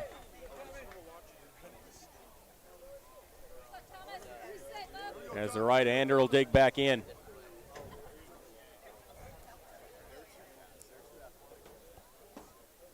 Waiting on the 1-0, it's on the way. Pardo swings and bounces 1 to third. Swift waits on it, plays it on 2 hops, throws to first for the out. And the side has been retired. So Hewitt comes in and gets 3 in a row after Burton started with a walk to Herb. Panthers get no runs on no hits, a walk, and they leave one on base. And so we'll go to the bottom of the fourth. The Panthers lead at 3-1. You're listening to Panther Baseball, and we'll continue in just a moment. Medina Electric Cooperative was built by this community more than 80 years ago to deliver safe, reliable, and affordable energy.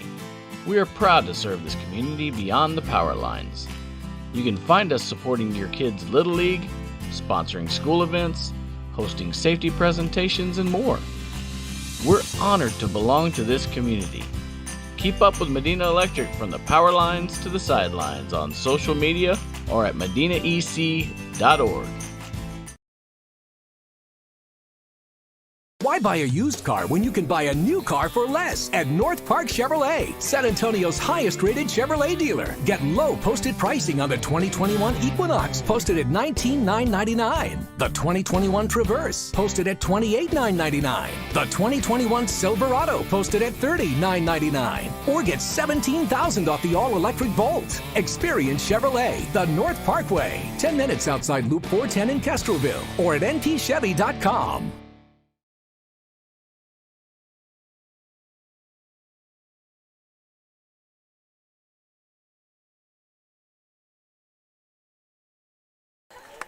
Back here at Cedar Park as we go to the bottom of the fourth, a 3-1 lead for Medina Valley, and it'll be Trey Verver. Trey Verver will stand in to face J.J. Marty.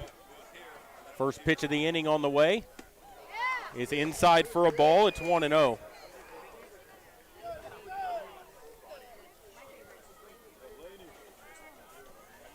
Verver in the ball game is 1 for 1.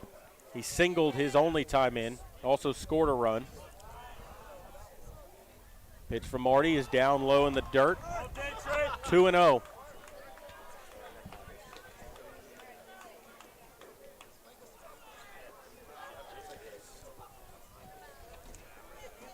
Three 3-1 Medina Valley leading it here in the fourth inning. Marty into the windup. The 2-0 on the way, and there's a swing and a shot past Lackey and into left field for a base hit.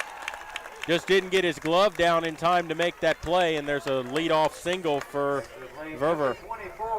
Now, once again, that's just a really hard ground ball right at Lackey. You know, he just couldn't get there in time. Yeah, just couldn't get that glove down. They call it the hot corner for a reason. He's had a lot of hard hit balls right at him. Fortunately, he hasn't been able to come up with them in this game, and that will bring up Julian Swift. He grounded out to short his only time in. Stayed out of the double play because the runner was going. First pitch from Marty just missed, and it's a ball and no strikes.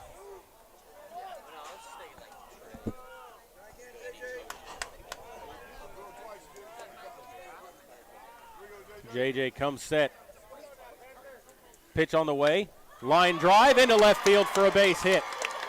Mangum over to cut it off with the play in front of him. Verver will stay at second base, but back-to-back singles, and they have first and second with nobody out. Number 6, Cannon McDonald. No, Jared, left field and third base have got an insane amount of attention over this series. Tyler and Jared have got a lot of balls hit to them, and a lot of them have just been well-placed base hits, you know, and there's nothing you can really do about them, but it's definitely beneficial for Cedar Park right now. Yeah, and this is they're a pull-oriented team. Everything they hit last night went to left field. They've done that again tonight. Marty with a curveball that drops in for a strike to Cannon McDonald. He walked his only time in. Runners at first and second with nobody out. A double play would be tailor-made for the Panthers here to clean up the inning. They have the tying run aboard. And he squares to bunt, bunts it foul, and now he's in a hole, 0-2. You know, it's a good idea you want to try and move your runners out of double play territory, but now you get yourself in a hole with 0-2. If you're J.J. Marty here, you don't want to throw anything across the plate. You want to try and get him to chase and get that out that you need right here. Yep. No balls, 2 strikes here on McDonald. Marty checks the runner at second. Here's the pitch. Swings and hits one back up the middle and into center field. A seeing eye single. They'll wave the runner. He'll score easily, an RBI single, and it's 3-2 Medina Valley.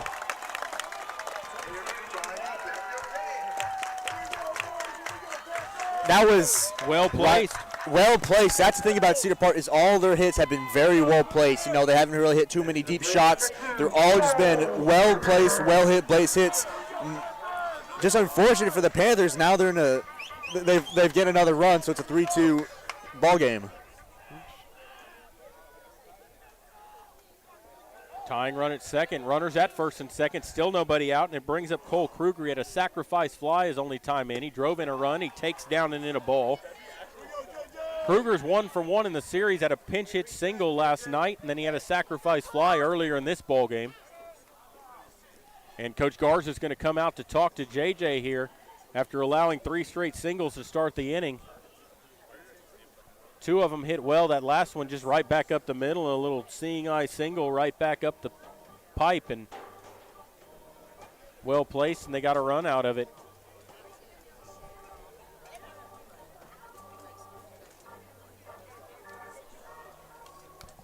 I think just going out there to calm down, tell them it's okay. Let's stop bleeding while it happens. We want to keep our lead right here and just get out of the inning so our offense can do some more work. Well, and the main thing here is the worst that can happen here if you're Medina Valley is the worst thing is you get out of this with a tie ball game. Yeah. You don't want to give up the lead. Played from behind all last night. You started this game playing from behind. You took a 3-1 lead. You do not want to give back the lead to Cedar Park in this game. Definitely. Kruger will dig back in. He's got a 1-ball, no strike count. There's runners at first and second. There's nobody out. Marty staring into Joyce. And he's ready. Checks on the runner at second. Kicks and delivers. A curveball that comes inside, 2-0.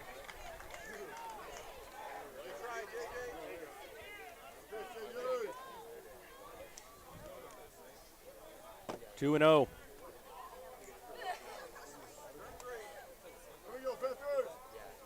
Kicks and brings it.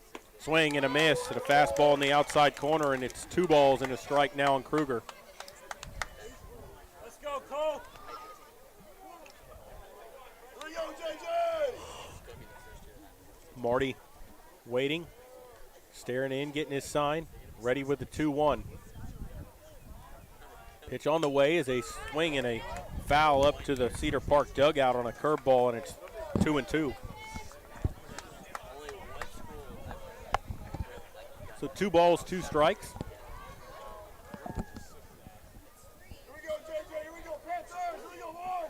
Waiting on the 2-2 is Marty, trying to get this first out of the inning here.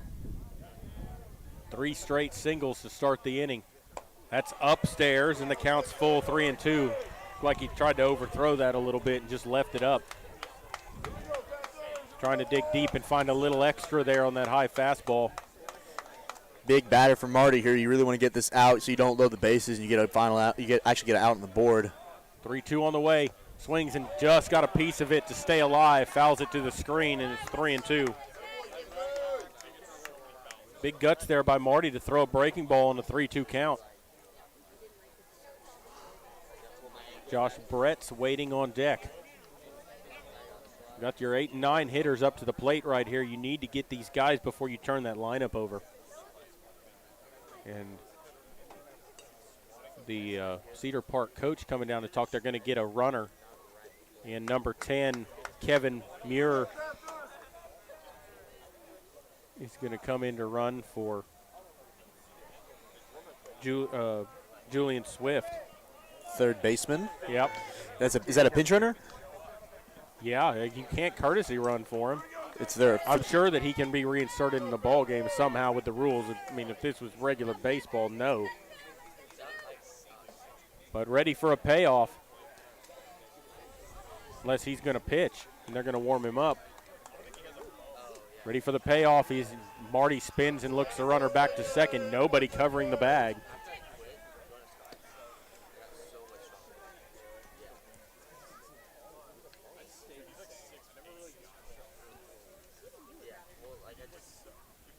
Now they're talking to the Medina Valley dugout.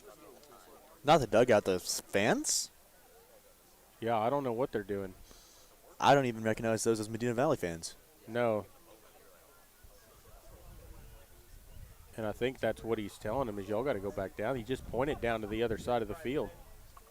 And, yeah, he just told him to leave and go back to the other side. Cedar Park coach moving his fans to the other side where there's not a lot of room here, standing room only here at the ballpark. But they're down there probably heckling the dugout. They were right next to it, and I'm sure he had enough and sent them on their way. Ready for a payoff to Kruger. Kicks and delivers. Swing and a miss. He struck him out. Big strikeout for Marty, his first of the ball game. And there's one away, and it'll bring up Josh Brett. Very big pitch. There wasn't nothing fancy, just a fastball down the pipe, and it got by him. Yep. I think we're going to get a hitter here, pinch hitter. We are, number 17, Mason Pitney.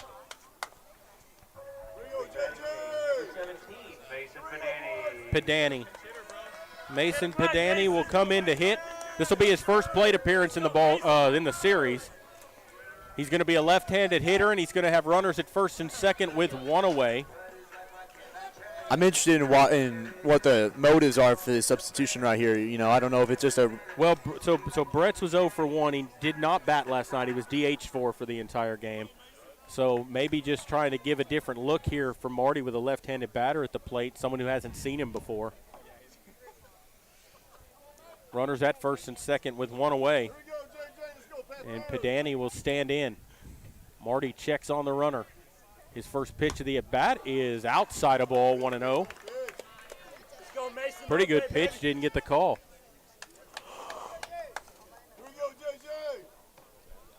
One and 0.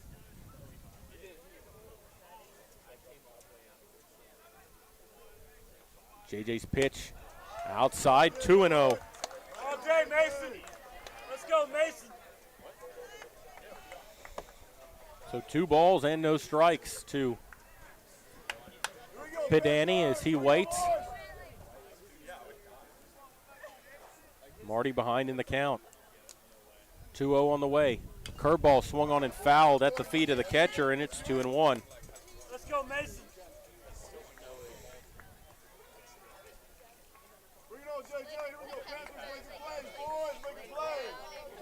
2 balls and a strike here on Pedani. Cade Haught waiting on deck. Top of the order over there for the Timberwolves. 2-1, swung on and fouled straight back into the screen, and the count's even at 2 balls and 2 strikes.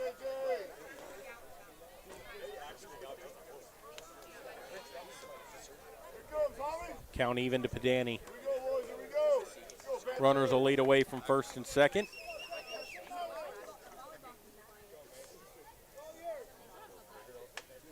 JJ stares in. Pitch gets away from Joyce, and the runners will move up 90 feet. And did that hit him? No. The swing and miss. That was a strikeout on the swing and the miss. But first base was occupied, so he's out. No, they didn't steal. No, no. Yeah, they didn't steal, but they're saying that he went down to first on the strikeout on the pass ball, but first base was occupied. Yeah, so if it's occupied and they moved after the pitch. He's out. Yeah, okay. That's the right call. That's a strikeout. Because whether they move or not, first base is occupied when he struck out. He cannot advance to first base. So back-to-back strikeouts, and there's 2 down, but there are runners at second and third. Cedar Park leadoff hitter at the plate. With 2 away here, and Haught takes low a ball, 1-0. Haught has singled and popped out to short.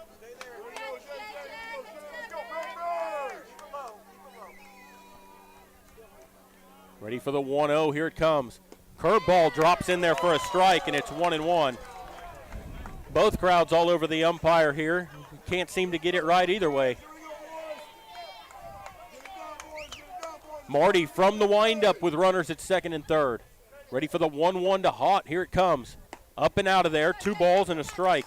No, Jerry, this is definitely a batter you want to try and get out right now, not only because you have 2 outs, but you want to try and keep runners off the base when the rest of the lineup comes up and your 2-3-4 comes in. Waiting on the 2-1. Trying to strand the tying run at third. Here's the pitch. Curveball. Called strike over the inside corner, and it's 2-2 here to Cade Haught. Marty staring in. Ready for the 2-2. It's on the way. Swings and bounces one. Comebacker, and it's going to be over Marty. Throw to first. In time for the out. Good play by Thomas Cordot to charge that ball. Gloved it, fielded it, got him by a step at first, and they strand the tying run at third base. So we'll go to the 5th inning. They get 1 run on 3 hits. And they leave 2 on base, and so we'll go to the 5th. 3-2 Medina Valley. You're listening to Panther Baseball, and we'll continue here in just a moment.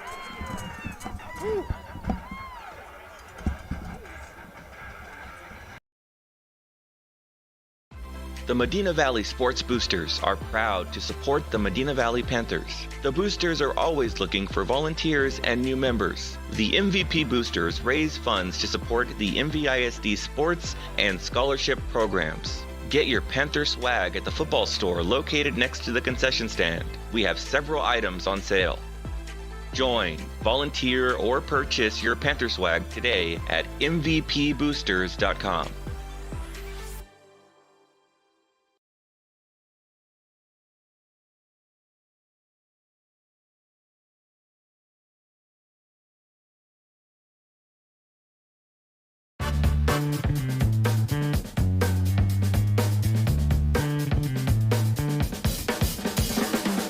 Call State Farm agent Hazel Russell in Castroville at 830-931-3441. Welcome back here to Cedar Park as we go to the top of the 5th inning. Medina Valley leading at 3-2. Welcome everyone joining us from the softball game as the Panthers drop to game 1 of that series 2-0 to Leander. Game 2 will be tomorrow at 5 o'clock. At Medina Valley as Jared Lackey takes a strike on the outside corner from Hunter Hewitt. Came in relief of Blake Burton in the last inning and sat down the first 3 batters he faced. Lackey in the ball game has struck out and been intentionally walked. He's 0 for 1. They bounced that up there, and it's 1-1 now on Lackey. Now, Jared, even though we are leading in this ball game, we definitely would like to see our 3-4-5 come in here and score a few more insurance runs. Really, give us a little bit of a breath, move around. Left-hander waiting. Hewitt into the windup. Here's the pitch. Swing and a miss. Took a big rip, but came up empty, and it's 1-2. This is the first pitcher we've seen from them, and we've seen 3 that pitches from the full windup. The starter last night and the starter today pitched from the stretch the entire game. Here's the 1-2. Outside of ball, 2-2. Hewitt stared in, wanted that call, didn't get it. Let's go, Shaprop.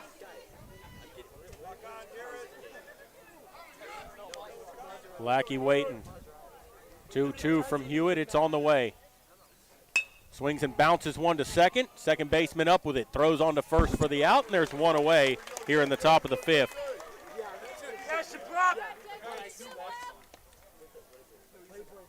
That'll bring number 13, J.J. Marty. That'll bring up Marty, who's 0 for 2. He's grounded out to third and struck out.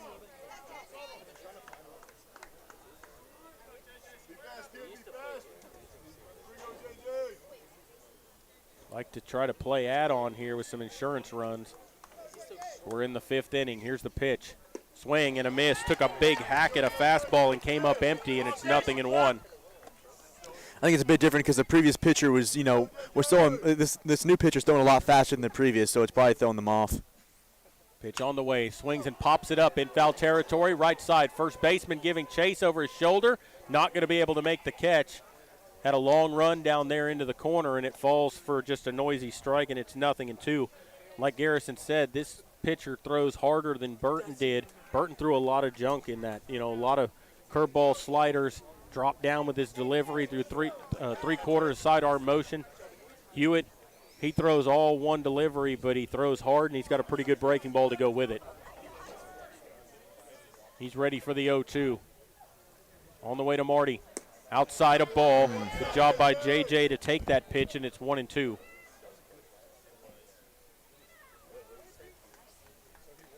One out in the top of the fifth. 1-2 on the way. Swings and pops it up. And that's going to get back over the screen here, and we'll do it again at 1-2. Ooh, there is a cameraman right down behind there, and that ball nearly came down on top of his equipment as it hit the railing here.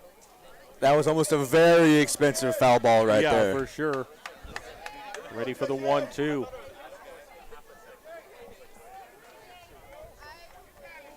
Good job by J.J. Marty trying to stay alive at the plate with a 1-2 count. Marty waiting on the 1-2 from Hewitt.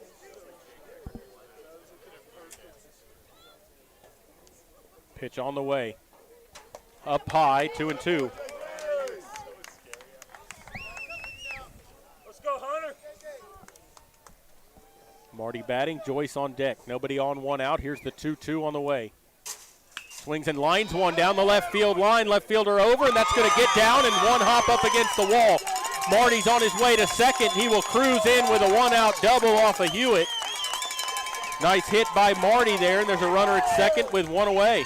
It's great at-bat by Marty, staying in, defending the plate, and when he gets the pitch he likes, he takes that deep into the corner, almost 320 in the corner, and for a stand-up double. Only the fourth hit of the ball game for the Panthers. It'll bring up Whit Joyce. He's doubled and had an RBI walk. He'll bat with a runner at second base and one away. Pitch from Hewitt, swung on and fouled out of play down the right side, just laid on that fastball. 0-1. Joyce up there ready to hit. He's been a consistent hitter for Medina Valley this year. He's been a great RBI man for Medina Valley. Hewitt set from the stretch. Checks on Marty. Here's the pitch. Swings and fouls that curveball back to the screen, and Joyce in a hole, 0-2. Waiting on the 0-2. Witt digs in. Waves that bat over the plate a few times, and he's ready. Hewitt set. 0-2. Watches that curveball go down and in, and it's 1-2. Good job by Joyce that time to let that ball go. Really good eye. Bretts will go out and talk to him here. Medina Valley would like nothing more than to get that run back they gave up in the last inning. Cedar Park put up one run in the bottom of the second. The Panthers answered with three of their own in the top of the third. Then they put up a run in the bottom of the fourth and make it 3-2 right now, but the Panthers with a runner at second and one away. And one of their better RBI hitters, Whit Joyce at the plate with a 1-2 count.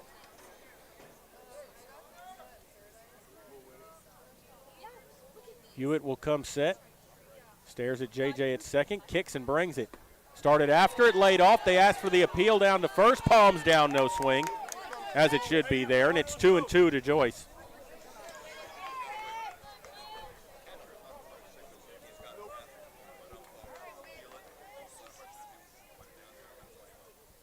Ready for the 2-2.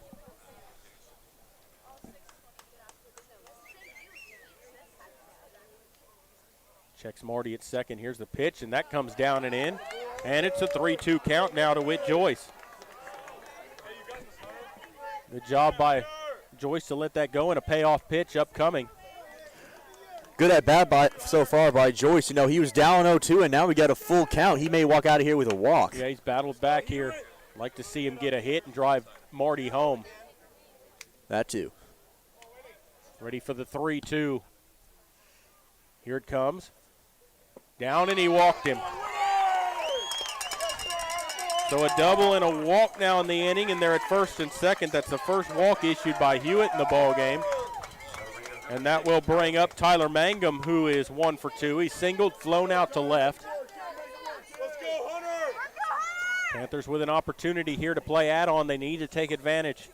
They've stranded 4 already in this ball game, 3 in scoring position. Clinging to a 3-2 lead. And the first pitch is upstairs, a ball, 1-0. Hewitt came in relief in the last inning, sat down the first 3 batters, and then sat down Lackey on a ground out to start the inning, but then a double and a walk from Marty and Joyce. And Mangum takes a strike at the top of the zone, and it's 1-1.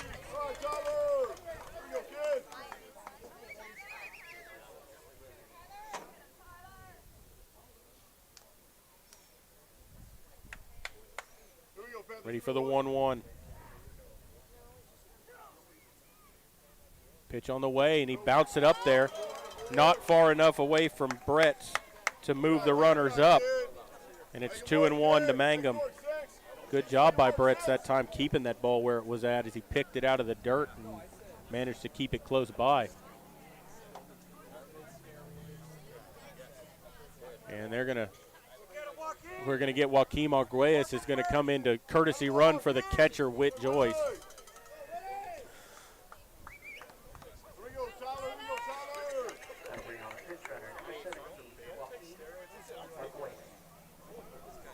Arguelles will be at first, Marty at second, trying to get some speed back there at first base and the trail runner as Mangum with a 2-1 count. Pitch on the way, and he takes a ball, and it's 3-1. Mangum with a good hitter's count here. You got to be ready. Runners at first and second. Definitely the batter you want at the plate right now. Mangum waiting. Pitch is on the way, and he swings and bounces one high in the air, but foul up the third base line, and that'll fill the count at 3-2.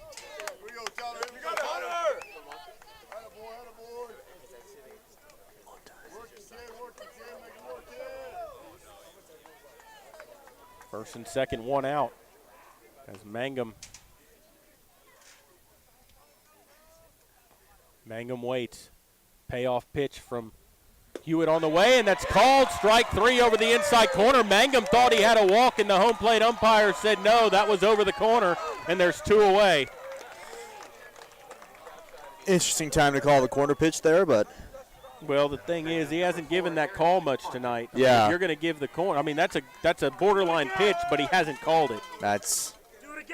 That'll bring up Aaron Tondry. He's been hit by a pitch, and he singled. He also drove in a run. He's 2 for 2 in the series. Or he's 1 for 1 in the series. He's been on all 3 times. That pitch is in the dirt. Good stop by Bretz, and it's 1-0. 2-second strikeout by Hewitt in the ball game. Both of them have been backwards Ks.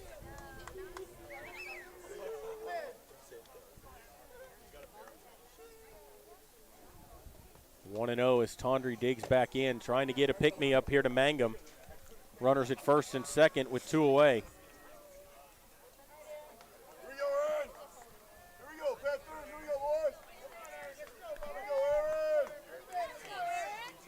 Tondry waits. Ready for the 1-0. Hunter ready. Pitch on the way. Swings and pops it up in foul territory. That's going to get out of play, and it'll be a ball and a strike to Tondry.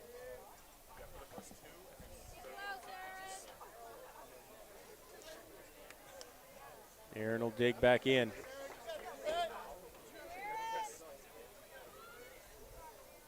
Marty at second. He doubled with 1 out. Arguelles at first. Courtesy running for Joyce, who walked. Waiting on the 1-1. Tondry ready.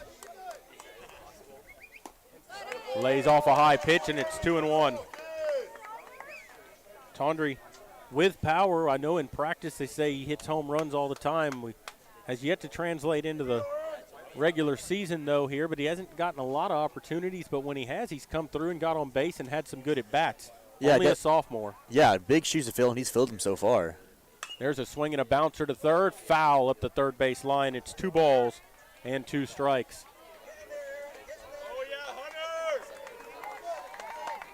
Cedar Park crowd coming to life here, trying to get Hewitt through this inning as Tondry will dig back in. Waiting on a 2-2. 2 balls, 2 strikes, 2 outs, and 2 on. Hewitt comes set. Kicks and brings it. Curveball high, and he's going to squirt away from the catcher, and the runners will move up 90 feet, and you'll have a payoff pitch upcoming to Aaron Tondry.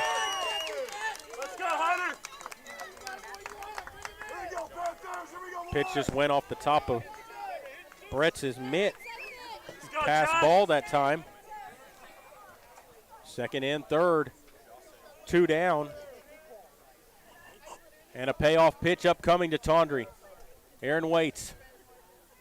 Here's the 3-2. Inside, and he walked him. And the bases are loaded. Good at bat by Tawndry. That'll bring up Jake Herb. Bases loaded, 2 away. Herb to the plate. Bounced into a double play, and he's walked. 0 for 1 in the ball game, and now we're going to have a mound visit here by the Cedar Park coach. He wants to talk it over here. You know, you've got the bases loaded. You're in a 3-2 ball game. You only have 9 outs to work with if you're Cedar Park. You don't want this game to get out of reach if you're the Timberwolves. Because you're right here this is an elimination game. Medina Valley clinging to a 3-2 lead. Bases loaded here. They've had them loaded 3 times in this ball game. Once with nobody out, and they were turned away. The second time they managed to get 3 runs out of it. Now you got a chance here for Jake Herb to come through with a big hit for the Panthers and put some distance between you and the Timberwolves. Herb 0 for 1 will stand in with a walk. Hewitt will pitch looks like he'll go from the windup with the bases loaded. There's 2 away here in the inning. We're in the top of the 5th. Panthers lead at 3-2 here in Game 2, trailing 1-0, trying to force a Game 3 tomorrow. Into the windup, pitch on the way. Herb takes a strike on the outside corner, and it's 0-1. No balls and a strike here to Herb, a right-hand hitter. Come through with some big hits for the Panthers this year. 0-1 on the way. Swing and a miss, took a big hack at a fastball up, and he cut right through it, and it's 0-2. Ready for the 0-2. Hewitt's 0-2 on the way. Swings and pops it up, foul out of play, and we'll see another pitch. He'll do it again at 0-2. Job by Herb to get a piece, stay alive.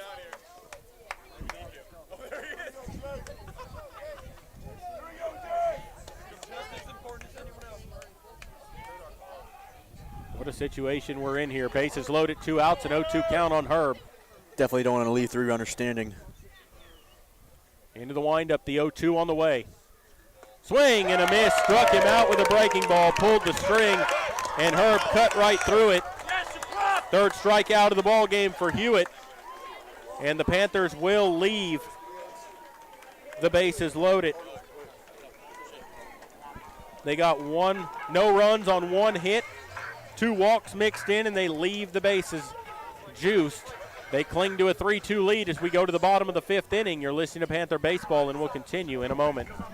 Nobody can design, create, or maintain your lawn better than 3D Landscaping and Irrigation. With over 17 years of experience, owner Ray Doyen and his crew take pride in their craftsmanship and service. They're fully insured, offer free estimates and multiple references, so you know you're getting the best. 3D does landscaping, lawn maintenance, irrigation, tree installation, lighting, and more. Whether it's residential or commercial, 3D Landscaping and Irrigation has you covered. Give 3D a call at 830-985-9115 or find us online at threedlandscaping.com.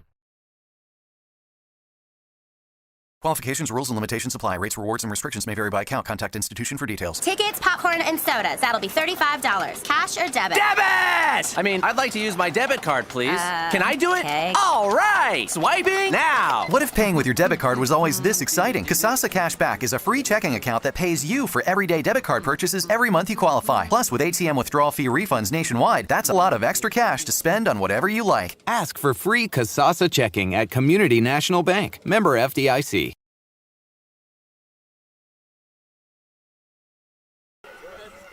Welcome back here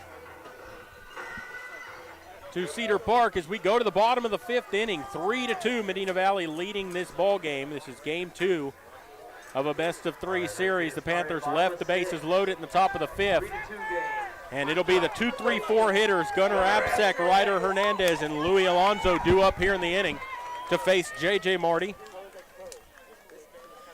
Jared, that's not the first time you left the bases loaded to end the inning. If we're fortunate enough that we're winning, but if we lose, I would point on that right there. Well, and you've left 5 in scoring position in this ball game as that first pitch misses low, a ball, 1-0. They've left 6 in the ball game, 5 in scoring position.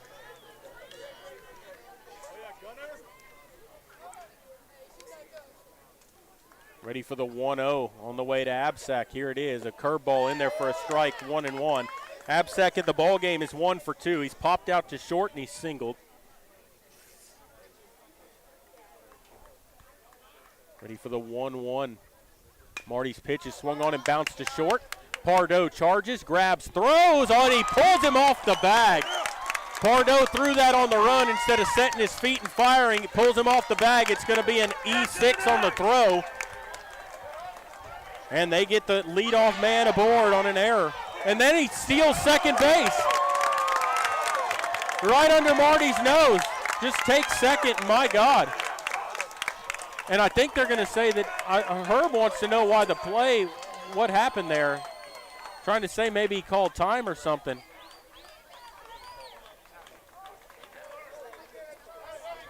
Wow. So you get an E6 and then he takes second base. They did that last night, right under the pitcher's nose, just not paying attention. In Pardo's defense, that was a very close play. You know, he maybe potentially rushed the throw, but well, okay, so he's at first base, but then they steal the base right under your nose. That's a different story.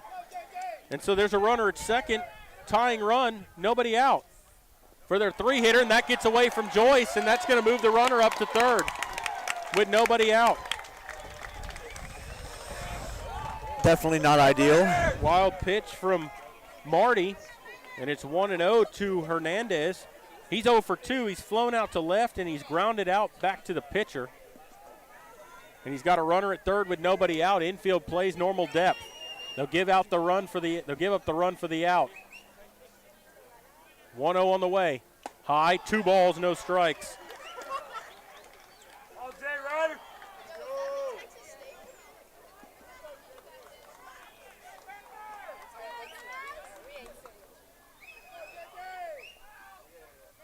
There's a strike in there with a breaking ball, and it's 2-1.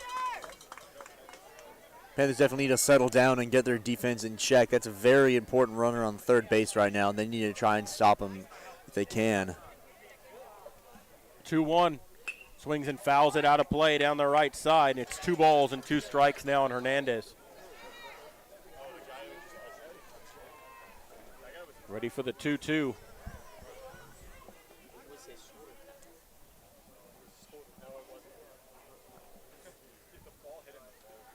Two balls, 2 strikes as Hernandez digs back in. Marty from the windup with the runner at third. Finally gets his sign from Joyce. Here's the 2-2. Swings and lines it into center field for a base hit. And the ball game's tied at 3. An RBI single for Hernandez. And it's a 3-3 ball game here in the bottom of the 5th. No, there's nothing really to say about that, Jared. That was just a solid line drive in the gap. You know, Cedar Park's doing what we can't. They're capitalizing, they're hitting the ball, and they're getting the runners in and they leave on base. You know, that's what we're not doing, and the score reflects that now. We've lost our lead, and it's tied ball game now at 3-3 in the bottom of the 5th. Be Louis Alonso. When you leave 7 runners left on base, that'll do it for you. And Alonso stands in here. He's 0 for 2, and he takes down and out a ball, 1-0. Alonso's lined out to left and flown out to right field. In fact, he was batting. It was Tanner Habe who robbed him of an RBI and a hit. With Joyce going to go out and talk to Marty here.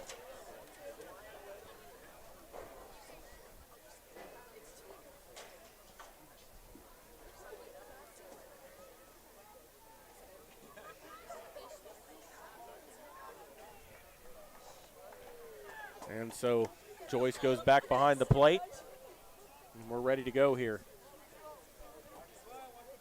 Runner at first, nobody out. 3-3 ball game now. Marty will come set.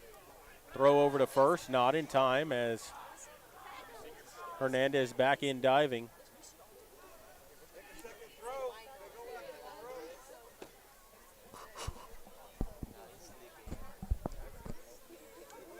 Waiting on the 1-1. Pitch on the way, high a ball. Marty using that slide step there, trying to keep Hernandez at first base. And it's 2 balls and no strikes.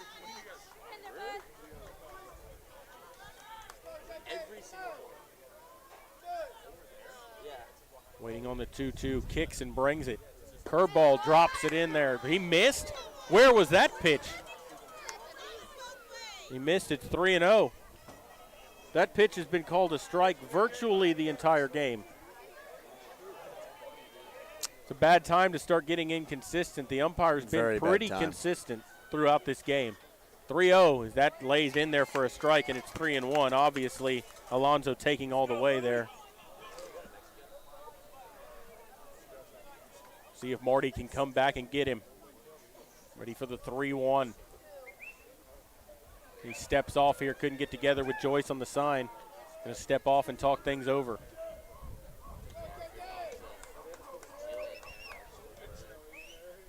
Waiting on the 3-1. Here it comes. Runner goes. Down and out. Throw down to second, but he walked him. It doesn't matter.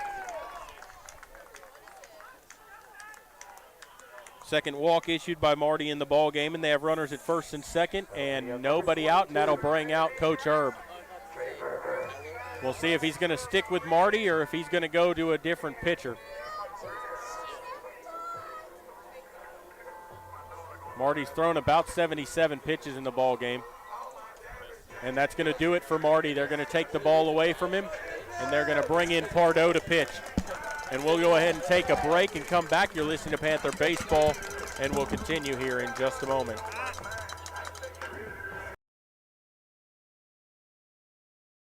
Headed out to the game? Then make a stop at your local Valley Mart convenience store. With 12 area locations, Valley Mart is always right around the corner. Fuel yourself and your vehicle with quality branded gas and diesel, snacks, and fountain drinks. Always convenient, well lit with clean restrooms. Valley Mart, family owned and operated since 1984, and a proud supporter of Medina Valley athletics and area youth sports for over 30 years.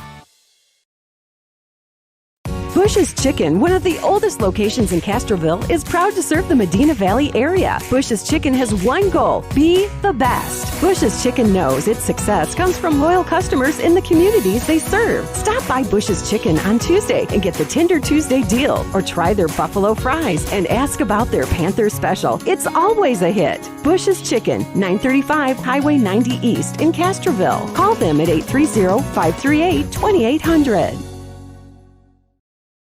Are you ready for a vacation? Tanya with Travel by Design can help you with all your vacation destination needs. At no cost to you, she can plan all of the details tailored to your unique wants and needs. So all you have to do is enjoy your vacation. Tanya is a certified expert with Disney, Universal Orlando, and California, Sandals, and all cruise lines. Give Tanya a call at 830-931-4834 or visit her Facebook page, Tanya with Travel by Design, for all the latest specials and must-do vacations.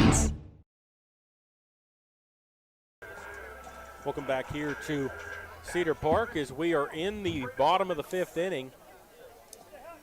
Thomas Pardo has come in relief of J.J. Marty, and he'll inherit runners at first and second with nobody out in a 3-3 ball game. And it will be Trey Verver to stand in. He's 2 for 2. He's singled twice in this game. As Pardo checks on the runner at second. And that first pitch comes low for a ball, 1-0. Here we go, Panthers! Here we go, boys! Look good, Thomas! Ready for the 1-0. Verver 2 for 2, and he steps out on Pardo. Time called.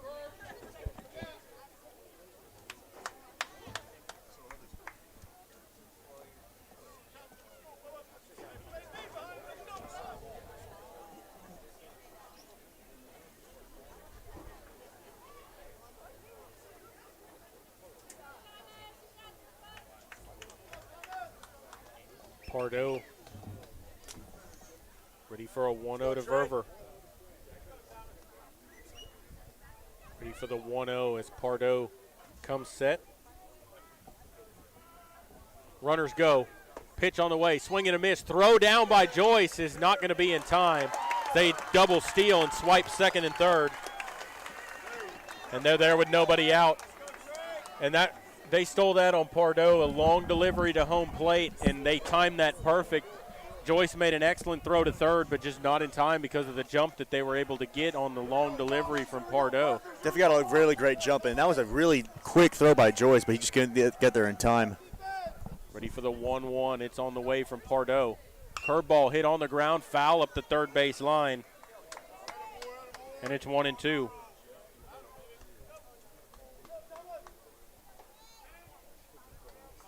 They've stolen 5 bases in this ball game. Definitely an aggressive base running team. Going to get a runner for Alonzo. Houston Molinaro.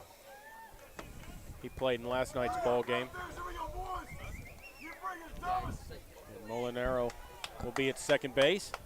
1-2 is Pardo trying to strand the go-ahead run at third base. There's nobody out here in the ball game and trying to just find a way, you know. Yeah, you really got to get out of this inning so you can get another run or another couple of runs to try and get your lead back. Ready for the 1-2. Pardo into the windup. Here's the pitch. Curveball just missed over the inside corner, and it's 2-2. Panther crowd wanted that call. I do think it was a little inside. But nonetheless, pretty close pitch to be taken there with 2 strikes. Pardo ready. Here comes the 2-2. Swings and pops it up, foul, back out of play. And we'll do it again at 2-2.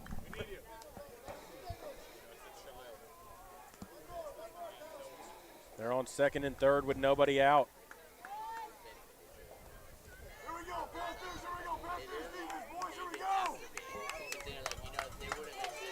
As Verver waits.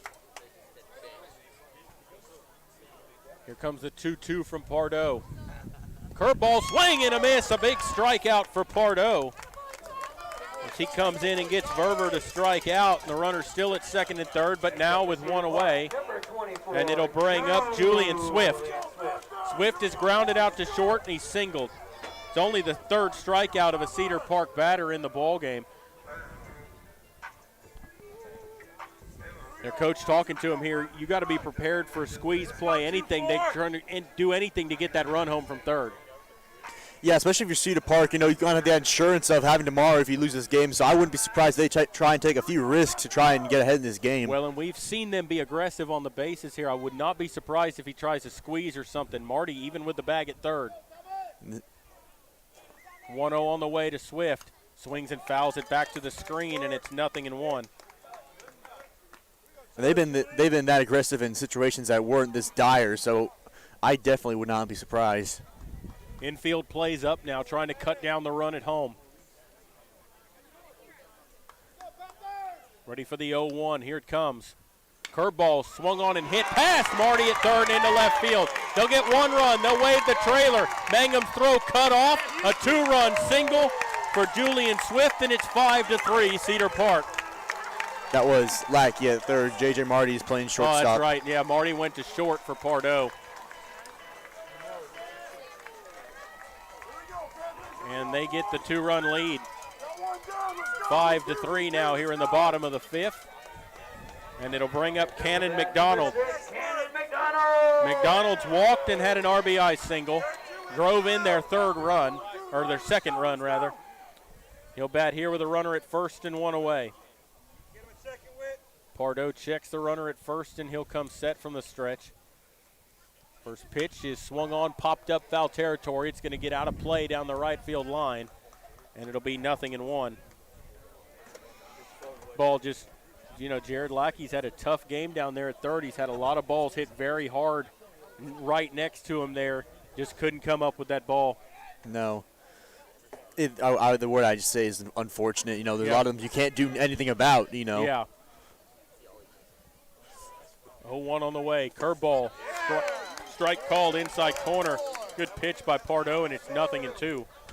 if you're the Panthers here, you need to try and find any way you can to get out of this inning. Absolutely. Momentum is swinging heavily in Cedar Park's favor, and you need to stop it whatever you can. Yep, they put up a 3 spot, especially Medina Valley left the bases loaded in the last inning, and Cedar Park turned around, took advantage of that. Pitch on the way is a curveball line to left. Mangum right there comes in to make the catch, and there's 2 away. The ball was hit well, but luckily right at him. Yeah, it was a great play. Those are also really hard to judge sometimes with a hit right at you. It almost dropped in front of, but Tyler read that well and was able to get a very, very necessary out for the Panthers this inning. That'll bring up Cole Kruger. Kruger's had a sacrifice fly and a strikeout. He's driven in a run. He got a runner at first with 2 down.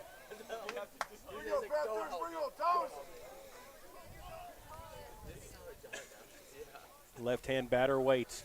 Pitch on the way, and that's in the dirt. Good stop by Joyce, and it's 1-0. Let's go, Kruger.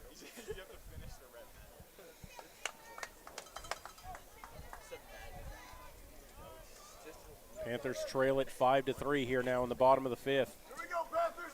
They'll have to get their bats to work. It'll be the 9, 1, and 2 hitters due up for Medina Valley. In the next inning, runner goes. Pitch is outside, throw down by Joyce, not in time. And so they steal their 6th base of the ball game. Swing and a miss by the batter. And it's 2-1. And, you know, these stolen bases, they have not stolen them on Joyce. They've not been. They've been on the pitcher, and it's been good timing by the base runners. Pardo with a long delivery to home plate, and they took advantage of it right there. You got to give credit where credit's due. They do a great job base running, and Yep. they're very aggressive. You know, it definitely works. It's, you know, a lot of the runs are in due part of that, and they do a good job. Panthers really need, the pitchers need to maybe be a bit more eyeful of that, but, you know, they're just doing a good job, you know. Waiting on the 2-1. Kicks and delivers. Curveball lined into right center field. Peterson over, makes the catch, sliding down in the side. Has been retired. A nice play by Bobby Peterson out in center field. Those last 2 balls were hit right on the screws, but fortunately that Panther outfield was there to make the play. That they do get 3 runs on the strength of 2 hits. A walk mixed in, an error, and they leave 1 on base. And so we'll go to the 6th inning, 5-3, Cedar Park leading it here now in Game 2 of this best-of-3 series. You're listening to Panther Baseball, and we'll continue here in just a moment. Peerless Equipment, your South Texas irrigation experts. Peerless Equipment specializes in sales and service of irrigation equipment to the agricultural and wildlife industries. This includes hose reels, big guns, pivot systems, underground pipelines, turbine well pumps, booster pumps, motors, valves, and an inventory of much more. Stop by one of their locations in Hondo and Pearsall, or give them a call at 210-434-7867. Peerless Equipment, bringing water to you.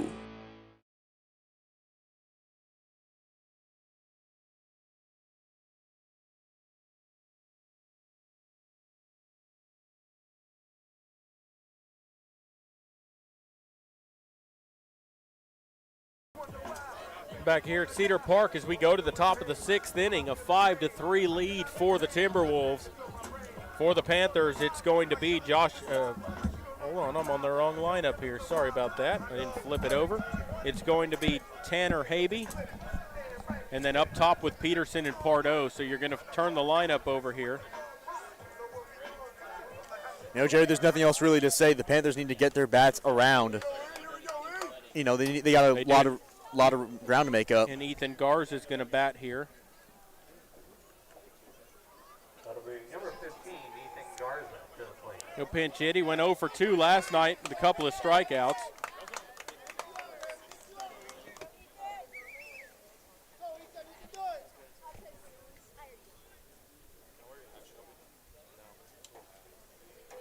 Also been hit by a pitch in the playoffs. He'll lead off here in the inning. First pitch from Hewitt. It's a breaking ball that stays high for a ball, 1-0. Surprising. I thought that was going to be called a strike. You know, of course, that benefits us, but I'd much rather have consistency than, you know, beneficial. 1-0 on the way. There's a strike through there with a fastball, and it's 1-1.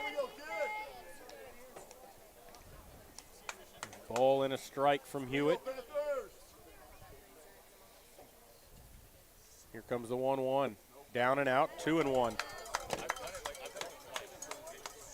Garza batting, Peterson on deck. Then Pardo, you'd like to get Lackey and Marty up in this inning as well. Here comes the 1-1. In there for a strike at the knees with a fastball, and it's 2 balls, 2 strikes to Ethan Garza.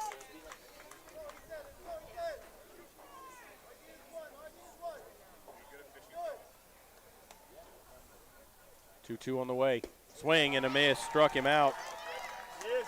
Got him by with a fastball. That's a 4th strikeout by Hewitt in the ball game, and there's 1 away. You know, that was his first swing at the at-bat, and that was his last. He left 2 fastballs up there, and, I mean, in a situation like this, you got to try and get a hit out of that. You can't let good pitches like that go by. That'll bring up Bobby Peterson. Peterson's walk doubled and bounced into a fielder's choice. He's 1 for 2 in the ball game officially. He's also stolen a base and scored a run. Pitch on the way from Hewitt. He's on the outside corner for a called strike, and it's 0-1. Panthers down to 5 outs here. Even if you only get 1 back here, you want to chip away at this. 1 per inning will tie it back up. That's right. 0-1 on the way. Swings and fouls it out of play down the right side, and Peterson a whole 0-2. It seems that we always have 1 good inning where we have numbers up there and zeros on the rest of the board. If we can break out of that and just get a few runs per inning, you know, like you said, one run in innings ties it back up. Bases loaded, nobody out, a double play. Bases loaded, 2 outs, and you left them. Called strike 3 to Peterson. He dropped a hook in there over the inside corner.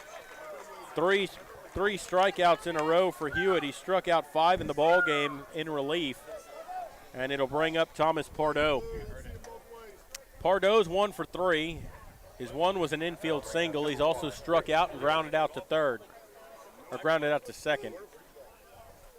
Nobody on, 2 down. Here's the pitch. Down in the dirt, a ball, 1-0. Number 3. 2 outs in an inning. The Panthers, I believe, last game had quite a bit of a 2-out rally in the first or second inning. We'd love to see that again here. Yep. Try and get another run on the board.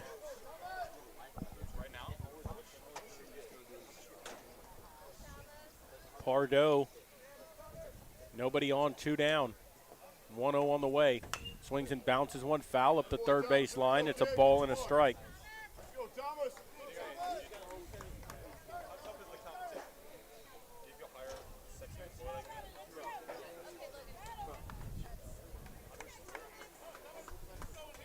Pardo ready. 1-1 on the way from Hewitt. Swings and bounces 1 right at second. Second baseman up with it. Throws on to first for the out. And the side's been retired. A 1-2-3 inning for Hunter Hewitt and the Cedar Park Timberwolves. As the Panthers go in order, no runs, no hits, nobody left on. And we'll go to the bottom of the 6th, 5-3 Cedar Park. You're listening to Panther Baseball, and we'll continue in just a moment. Medina Electric Cooperative was built by this community more than 80 years ago to deliver safe, reliable, and affordable energy. We are proud to serve this community beyond the power lines. You can find us supporting your kids' Little League, sponsoring school events, hosting safety presentations, and more. We're honored to belong to this community. Keep up with Medina Electric from the power lines to the sidelines on social media or at medinaec.org. Why buy a used car when you can buy a new car for less at North Park Chevrolet, San Antonio's highest-rated Chevrolet dealer? Get low posted pricing on the 2021 Equinox, posted at $19,999. The 2021 Traverse, posted at $28,999. The 2021 Silverado, posted at $30,999. Or get $17,000 off the all-electric Volt. Experience Chevrolet, the North Parkway, 10 minutes outside Loop 410 in Castroville, or at npchevy.com. The Medina Valley Sports Boosters are proud to support the Medina Valley Panthers. The Boosters are always looking for volunteers and new members. The MVP Boosters raise funds to support the MVISD sports and scholarship programs. Get your Panther swag at the football store located next to the concession stand. We have several items on sale. Join, volunteer, or purchase your Panther swag today at mvpboosters.com. Back here at Cedar Park as we go to the bottom of the 6th inning, Tanner Habe has come on to pitch for Medina Valley. He's going to come on here in an inning of relief and try to get 3 outs, keep it 5-3 so that you can go to the 7th inning with your 3, 4, 5 hitters at the plate and see if you can get a couple runs to keep this ball game alive. I think we have a bit of a change. It looks like J.J. Marty's playing third base. Thomas Pardo is back at shortstop. Looks like Jared Lackey is at first base with Javi Gonzalez, I believe, is still at second. Let's go, JP! And I do believe we have a new right fielder. I can't tell who that is. Britton Griggs, maybe? I don't think Britton has a finger to play. No. Brett will stand in. He's 0 for 1 in the ball game, and Habe's first pitch is outside a ball. That might be Joaquin Arguelles. In fact, I think it is. 1-0 on the way. Down in the dirt. 2-0. Tanner hasn't pitched in a while. Let's go, Jay Breezy!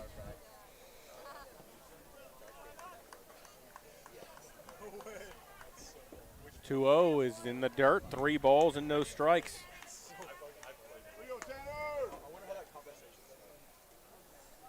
Three 3-0 count for Habe. Tanner was their Friday starter throughout the regular season, but like I said, hasn't pitched in a while. Didn't pitch against Edison, didn't pitch yesterday. I don't think he pitched the last game of the season as he drops that in there for a strike, and it's 3-1. 3-1.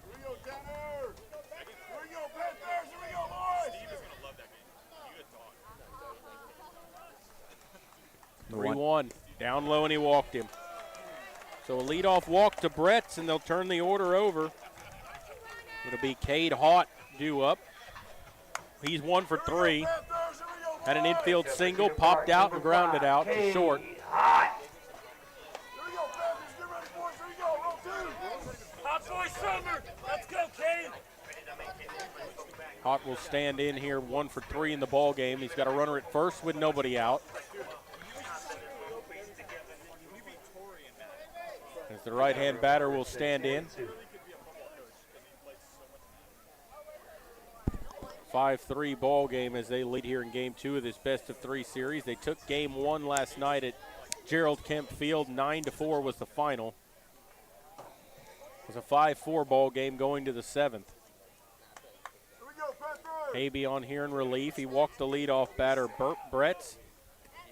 And that ball's going to get away from Joyce and allow the runner to move up to second with nobody out.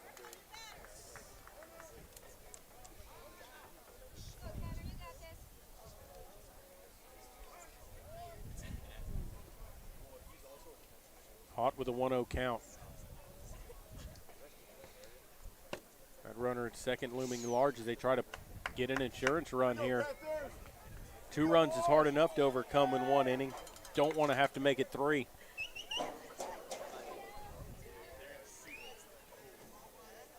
Ready for the 1-0. Squares to bunt. Takes it. Joyce not going to throw down to third. It got away just enough to let that runner get to third, and there's nobody out. Habe's pitches that he's missed with have been outside near that left-hand batter's box in the dirt, and Joyce has had a hard time handling those out there. Ready for the 2-1. It's on the way. Swings and bounces it into left field for a base hit, an RBI single for Haught, and it's 6-3.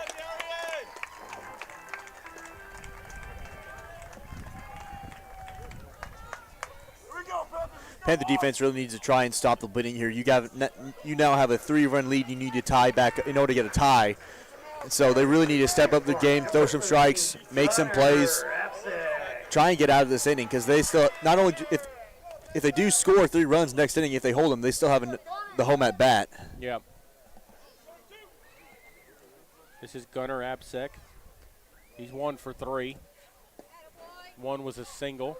He's also reached on an error and popped out to short. He's stolen a base. He ticks down and out for a ball. It's 1-0. 1 ball and no strikes here as he tries to step in here. Ready for the 1-0. Runner goes. Lines it into left field, and that's going to get down for a base hit on the hit and run. He's going to head for third. Here comes the throw from Mangum. The throw was in time. Then they throw down to second. The tag was not. Everybody's safe. They are second and third with nobody out. That's just executed hit and run right there. Mangum with a strong throw to third, but because the throw came into third, it allowed the batter, Absek, to go to second. There's nobody out, and here comes Coach Erb.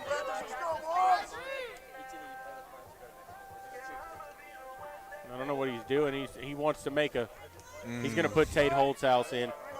And now he's trying to get the seniors in here. Holtzhaus will come in for Aaron Tondry at second base.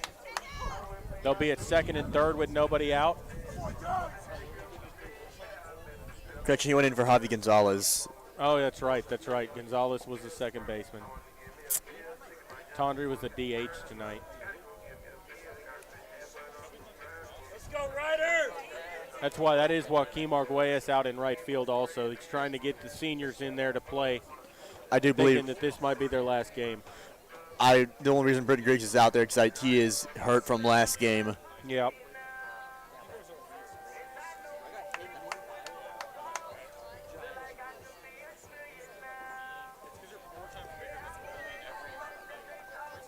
As Ryder Hernandez gets ready to step in here. Here we go, Panthers! Here we go, boys! Second and third, nobody out.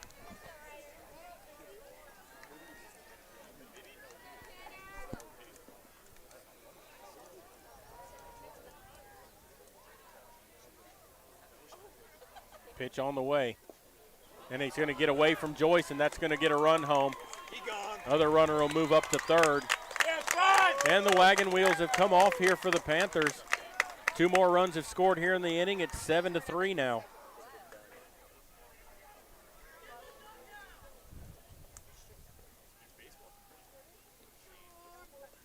As Hernandez will dig back in with a 1-0 count.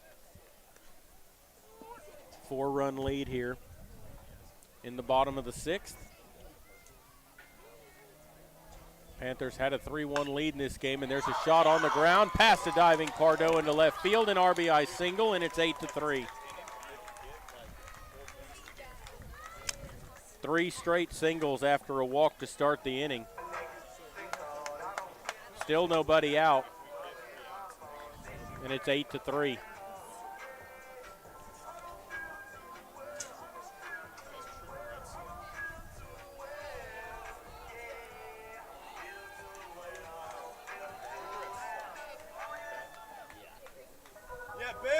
Rare appearance. Let's go, number 15, the powerhouse, Ben Cooper. And that'll bring up Ben Cooper. He's going to pinch hit here for Alonzo. He'll bat with a runner at first and nobody out.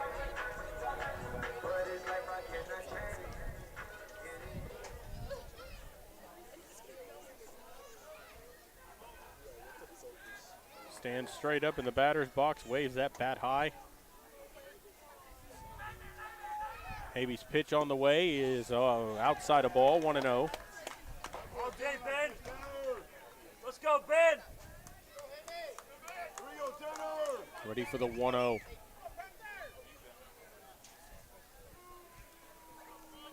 As the runner leads away from first, here's the pitch from Habe. That's way upstairs, and it's 2 balls and no strikes.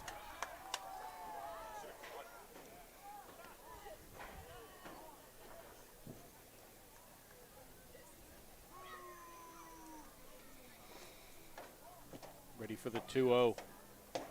Here it comes. That's in there for a strike, 2-1.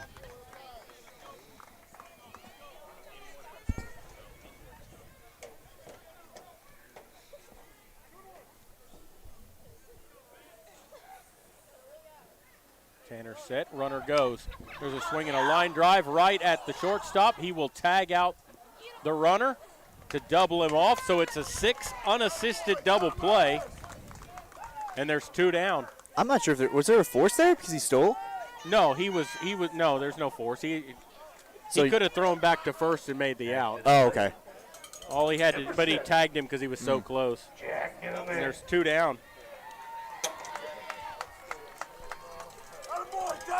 That'll bring up Jack Newman, who will pinch hit. There is nobody on and 2 away.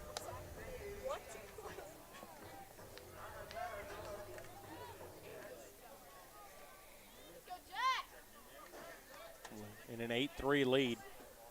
Let's go, Jack. Here we go, Cedar. Let's go, Panthers.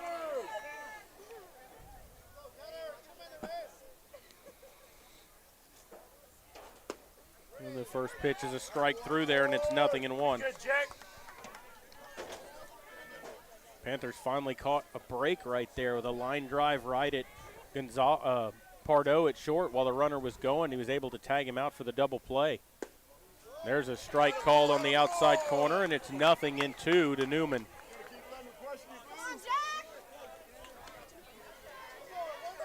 Let's go, Jack. Waiting on the 0-2. Kicks and delivers. Swing and a miss. He struck him out. And the side's been retired, but they put up a 3-spot on 3 hits, a walk, and they leave nobody on base. And so we will go to the 7th. Panthers down to the last 3 outs. They need to put up a 5-spot to keep this ball game going.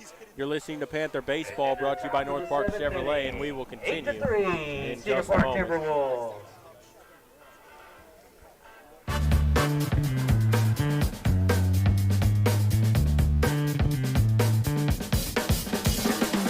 Call State Farm agent Hazel Russell in Castroville at 830-931-3441.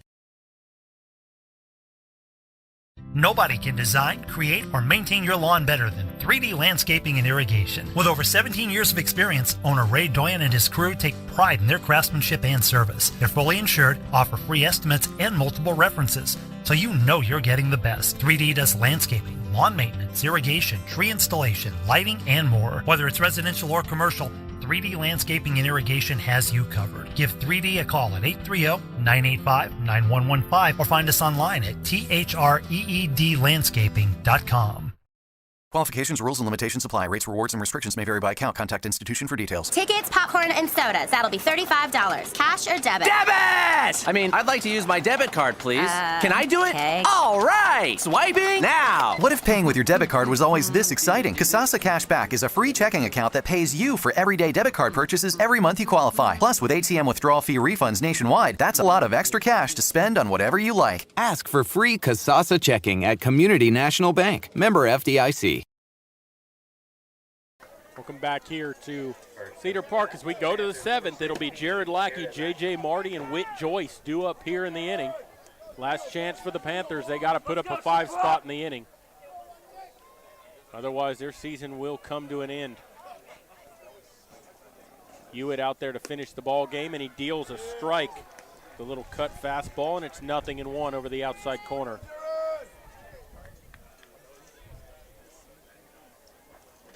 Lackey trying to get things started here.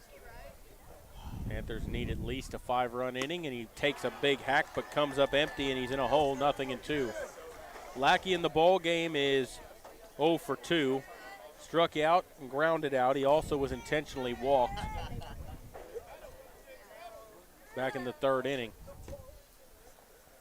Swings and hits one high in the air to left. Left fielder underneath it. Reaches up to make the catch, and there's one away.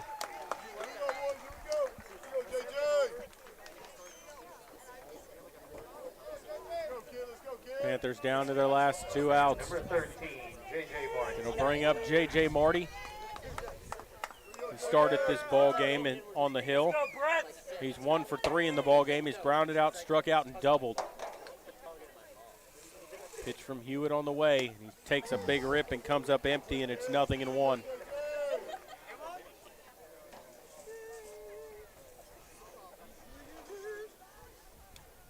Waiting on the 0-1. Here it comes. Swings and bounces one foul up the third base line. It's 0-2. Hewitt's come out here ready to throw strikes. He's thrown 5 pitches, and they've all been strikes. Trying to get this series over for them and move on.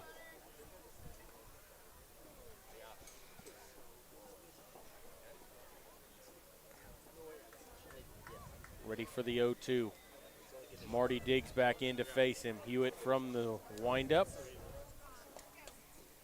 Here comes his 0-2. Swing and a miss. Pulled the string, got Marty way out in front, and there's 2 away. 6 strikeouts in the game for Hewitt, who came in relief.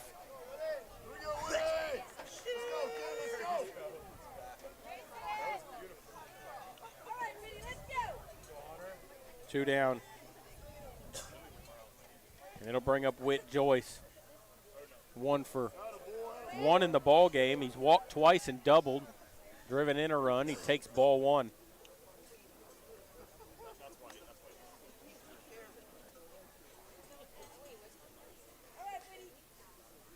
Brett's talking it over with Hewitt.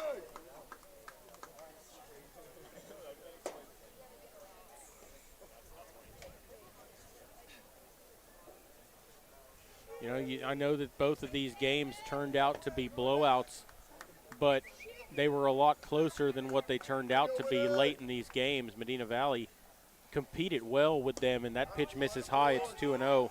Yeah, Jared, a lot of times you can't look at a game just purely off the scoreboard. Both these games are very tight, and, you know, there's a lot of points in both games where it could have gone either way. Pitch on the way. High, 3-0. You know, last night they jumped out to a 4-0 lead. The Panthers would claw back. They actually made it 5-4 on the Marty home run.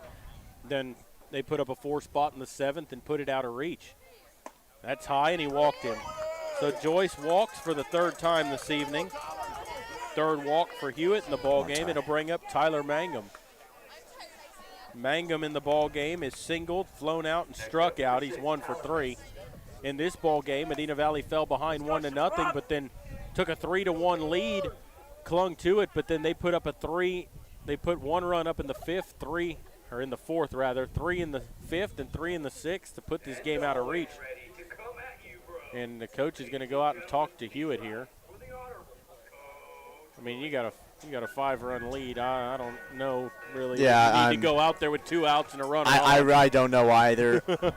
I mean, unless I don't know what they could be possibly talking about. I mean, besides what they're going to eat after the game. Yeah, exactly. I mean, it's 2 outs. Potentially last batter of a 5-run lead. He's pitching great. I think he's pitched maybe 1 or 2 balls, and well, this was his first walk, and he threw mainly strikes. Well, yeah, he got Lackey on 3 pitches. He got Marty on 3 pitches. Threw 4 straight balls to Joyce. And here's Mangum, 1 for 3, trying to keep the ball game going. Been out hit 12-4, outscored 8-3 as Hewitt comes set. And a strike through there with a little slider, and it's 0-1.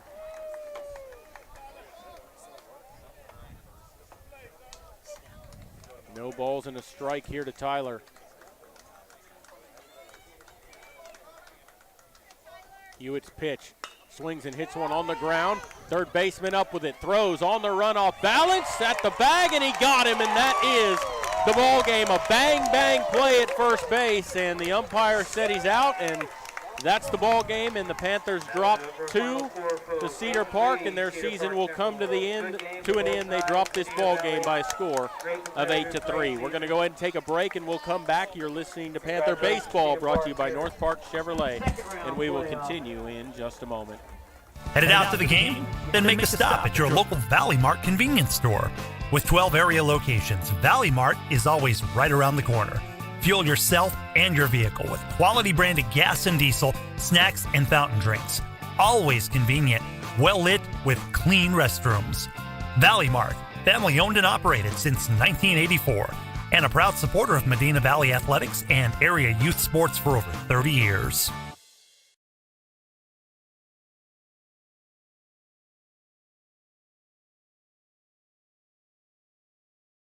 Bush's Chicken, one of the oldest locations in Castroville, is proud to serve the Medina Valley area. Bush's Chicken has one goal: be the best. Bush's Chicken knows its success comes from loyal customers in the communities they serve. Stop by Bush's Chicken on Tuesday and get the Tender Tuesday deal, or try their buffalo fries and ask about their Panther special. It's always a hit. Bush's Chicken, 935 Highway 90 East in Castroville. Call them at 830-538-2800.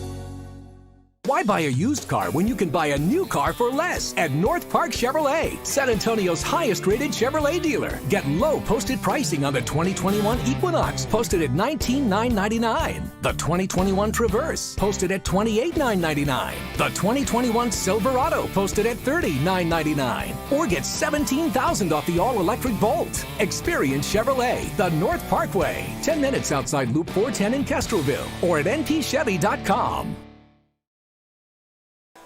Welcome back here to Cedar Park as we wrap things up. Medina Valley drops game 2 of the best of 3 series 8-3, and they lost game 1 last night 9-4 at Gerald Kemp Field, and so they lose the series 2-0, and their season comes to an end. Final totals look like this for the Panthers: 3 runs on 4 hits. They commit 1 error. They leave 8 on base. The loss goes to J.J. Marty. For Cedar Park, they get 8 runs on 12 hits. They commit no errors. They left 5 on base, and the win goes to Hewitt, who came in relief, and they gave him the lead, and he would not relinquish it. And, the Panthers were down early 1-0. They put up 3 runs in the 3rd inning. They had a 3-1-run lead going to the bottom of the 5th, and Cedar Park put up 3, and then they put up 3 in the 6th inning, and Medina Valley just could not overcome that in the end. Medina Valley, a good ball team. These games could have went either way at one point during both of them, but they got beat by a better baseball team here, and that was the difference, is their defense, their aggressiveness on the base pass, and their ability to come up with the big hits when they needed it. Yeah, I mean, there's no denying it. I mean, Cedar Park is a good ball team. You're going to run into good ball teams, and I think they deserved it. I don't think Medina Valley did anything particularly wrong. They didn't lose this game. They didn't lose the series. They didn't do anything to blow it. This was a good ball club. They fought hard, and, whether you like it or not, the better ball team comes on top, and that's what happened. They fought hard, and I'm proud of them, but just how the cookie crumbled. Yeah, absolutely. It's just the way it crumbled. The Panthers played well all year. They come in second in the district right at the very end there. They dropped three of their last 4 games. 11-0 win against Edison last week. They were trailing 5-4 going to the 7th last night, and Cedar Park would put up that 3 spot in the 7th inning and put that game out of reach. So they had chances in these games, and fortunately they just came out on the wrong end of them. And I'd like to take my hat off to the seniors. It's always bittersweet. That's the end of it. You're going to graduate high school and move on, but at the same time, the seniors, this is their last game. Go I'll shout them out because, all of them are my friends. We have number 1, Britton Griggs. We have number 5, Tate Holzhaus. Number 6, Tyler Mangum. Number 7, Joaquin Arguelles. Number 11, Tanner Habe. Number 13, J.J. Marty. Number 15, Ethan Garza. Number 16, Jared Lackey. And number 19, Aiden Patterson. The Panthers losing a lot of players from this team that are going to move on, and they're going to have to rely on, Whit Joyce, some of those core players, Aaron Tondry coming up, a lot of these players, and they're going to have to rely on some JV players that they've got coming up as well next year, because you're losing a big part of your core here. Yeah, I think we got a lot of promise. We're going to have seniors and such as Bobby Peterson and Thomas Pardo, with people like Witt and Aaron Tondry also filling some really big shoes this season. And JV's going to come up and going to fill some roles that are needed. And we're going to take this year, we're going to regrow, practice some more, come next year, and I think we'll look to just as good season next year. Yeah, absolutely. Want to remind everybody that the girls did lose game 1 of their best of 3 series with Leander tonight, 2-0 here in Leander. They will be playing tomorrow at 5 o'clock at Medina Valley. Game 2, game 3 will be 30 minutes following that if necessary, if the girls can force that game 3. Leander, a very good ball club from what I understand. They're ranked number 1 in the whole country. 2-0 game. I don't think they played many close games this year. Well, they played one with Medina Valley, so hopefully the girls can come out on top tomorrow. Maury Stein will be there to bring you that ball game. I'd like to take this chance to thank all the sponsors for making it possible to bring you these games all season on the Medina Valley Broadcast Network. you know, we really enjoy doing these games. It's our pleasure to do them. We get to follow the team around and do these broadcasts, and we really enjoy it. Unfortunately, the boys' season comes to an end, and hopefully the girls can turn things around tomorrow and win a couple of games and move on to the next round of the playoffs. But might be until football season when we see you again. Hopefully it won't be, but you never know. And I want to wish the seniors good luck as they move on in whatever they do in life. You know, good luck to you guys moving on, going to college, starting careers, all that kind of stuff. Good luck to all of y'all as y'all move on. And for the Medina Valley Broadcast Network and Garrison Garza, I'm Jared Lucky saying good night, God bless, and we will see you next time when Panther